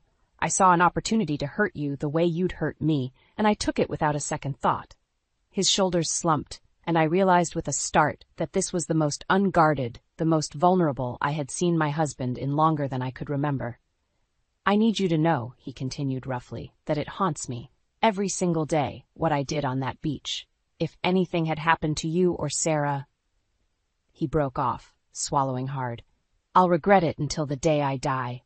But mostly, I regret throwing away the best thing I ever had, you and this family. If you'll let me, if there's any way I can begin to make amends." The words seemed to splinter apart in his throat, and he fell silent once more. Around the room I could feel the weight of that profound silence, of 3 decades worth of history and love and hurt, all culminating in this moment.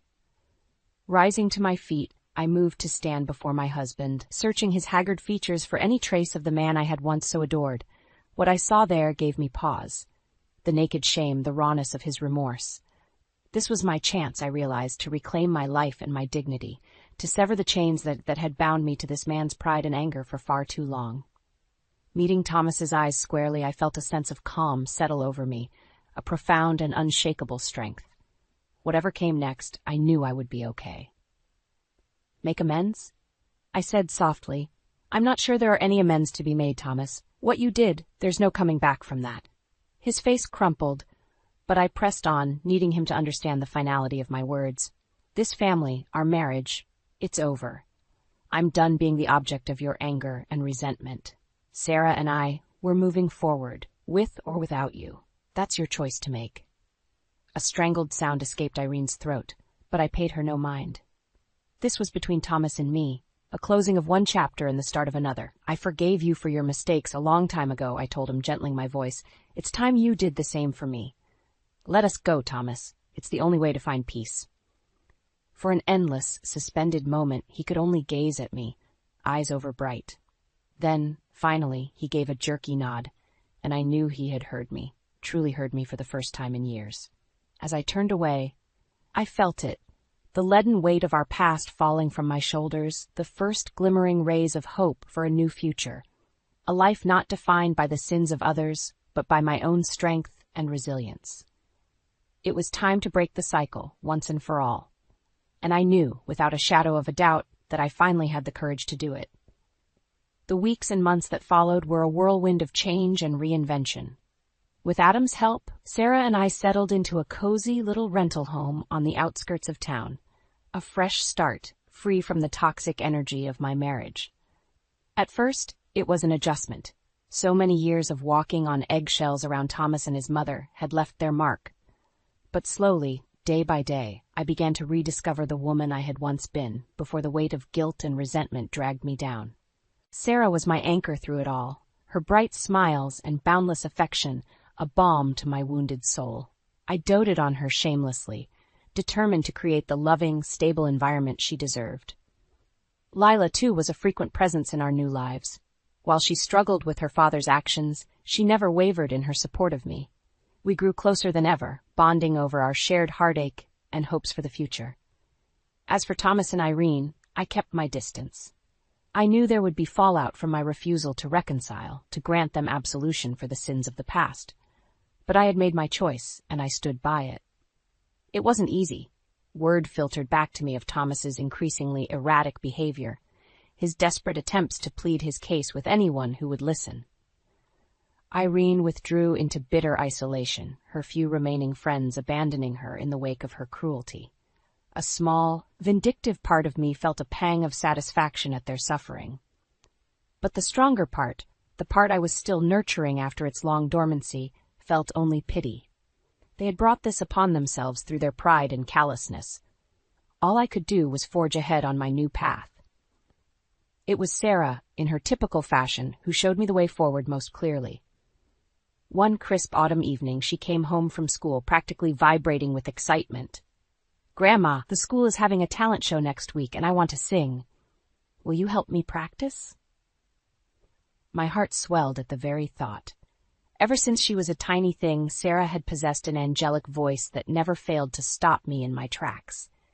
Gathering her into a fierce hug, I pressed a kiss to her brow.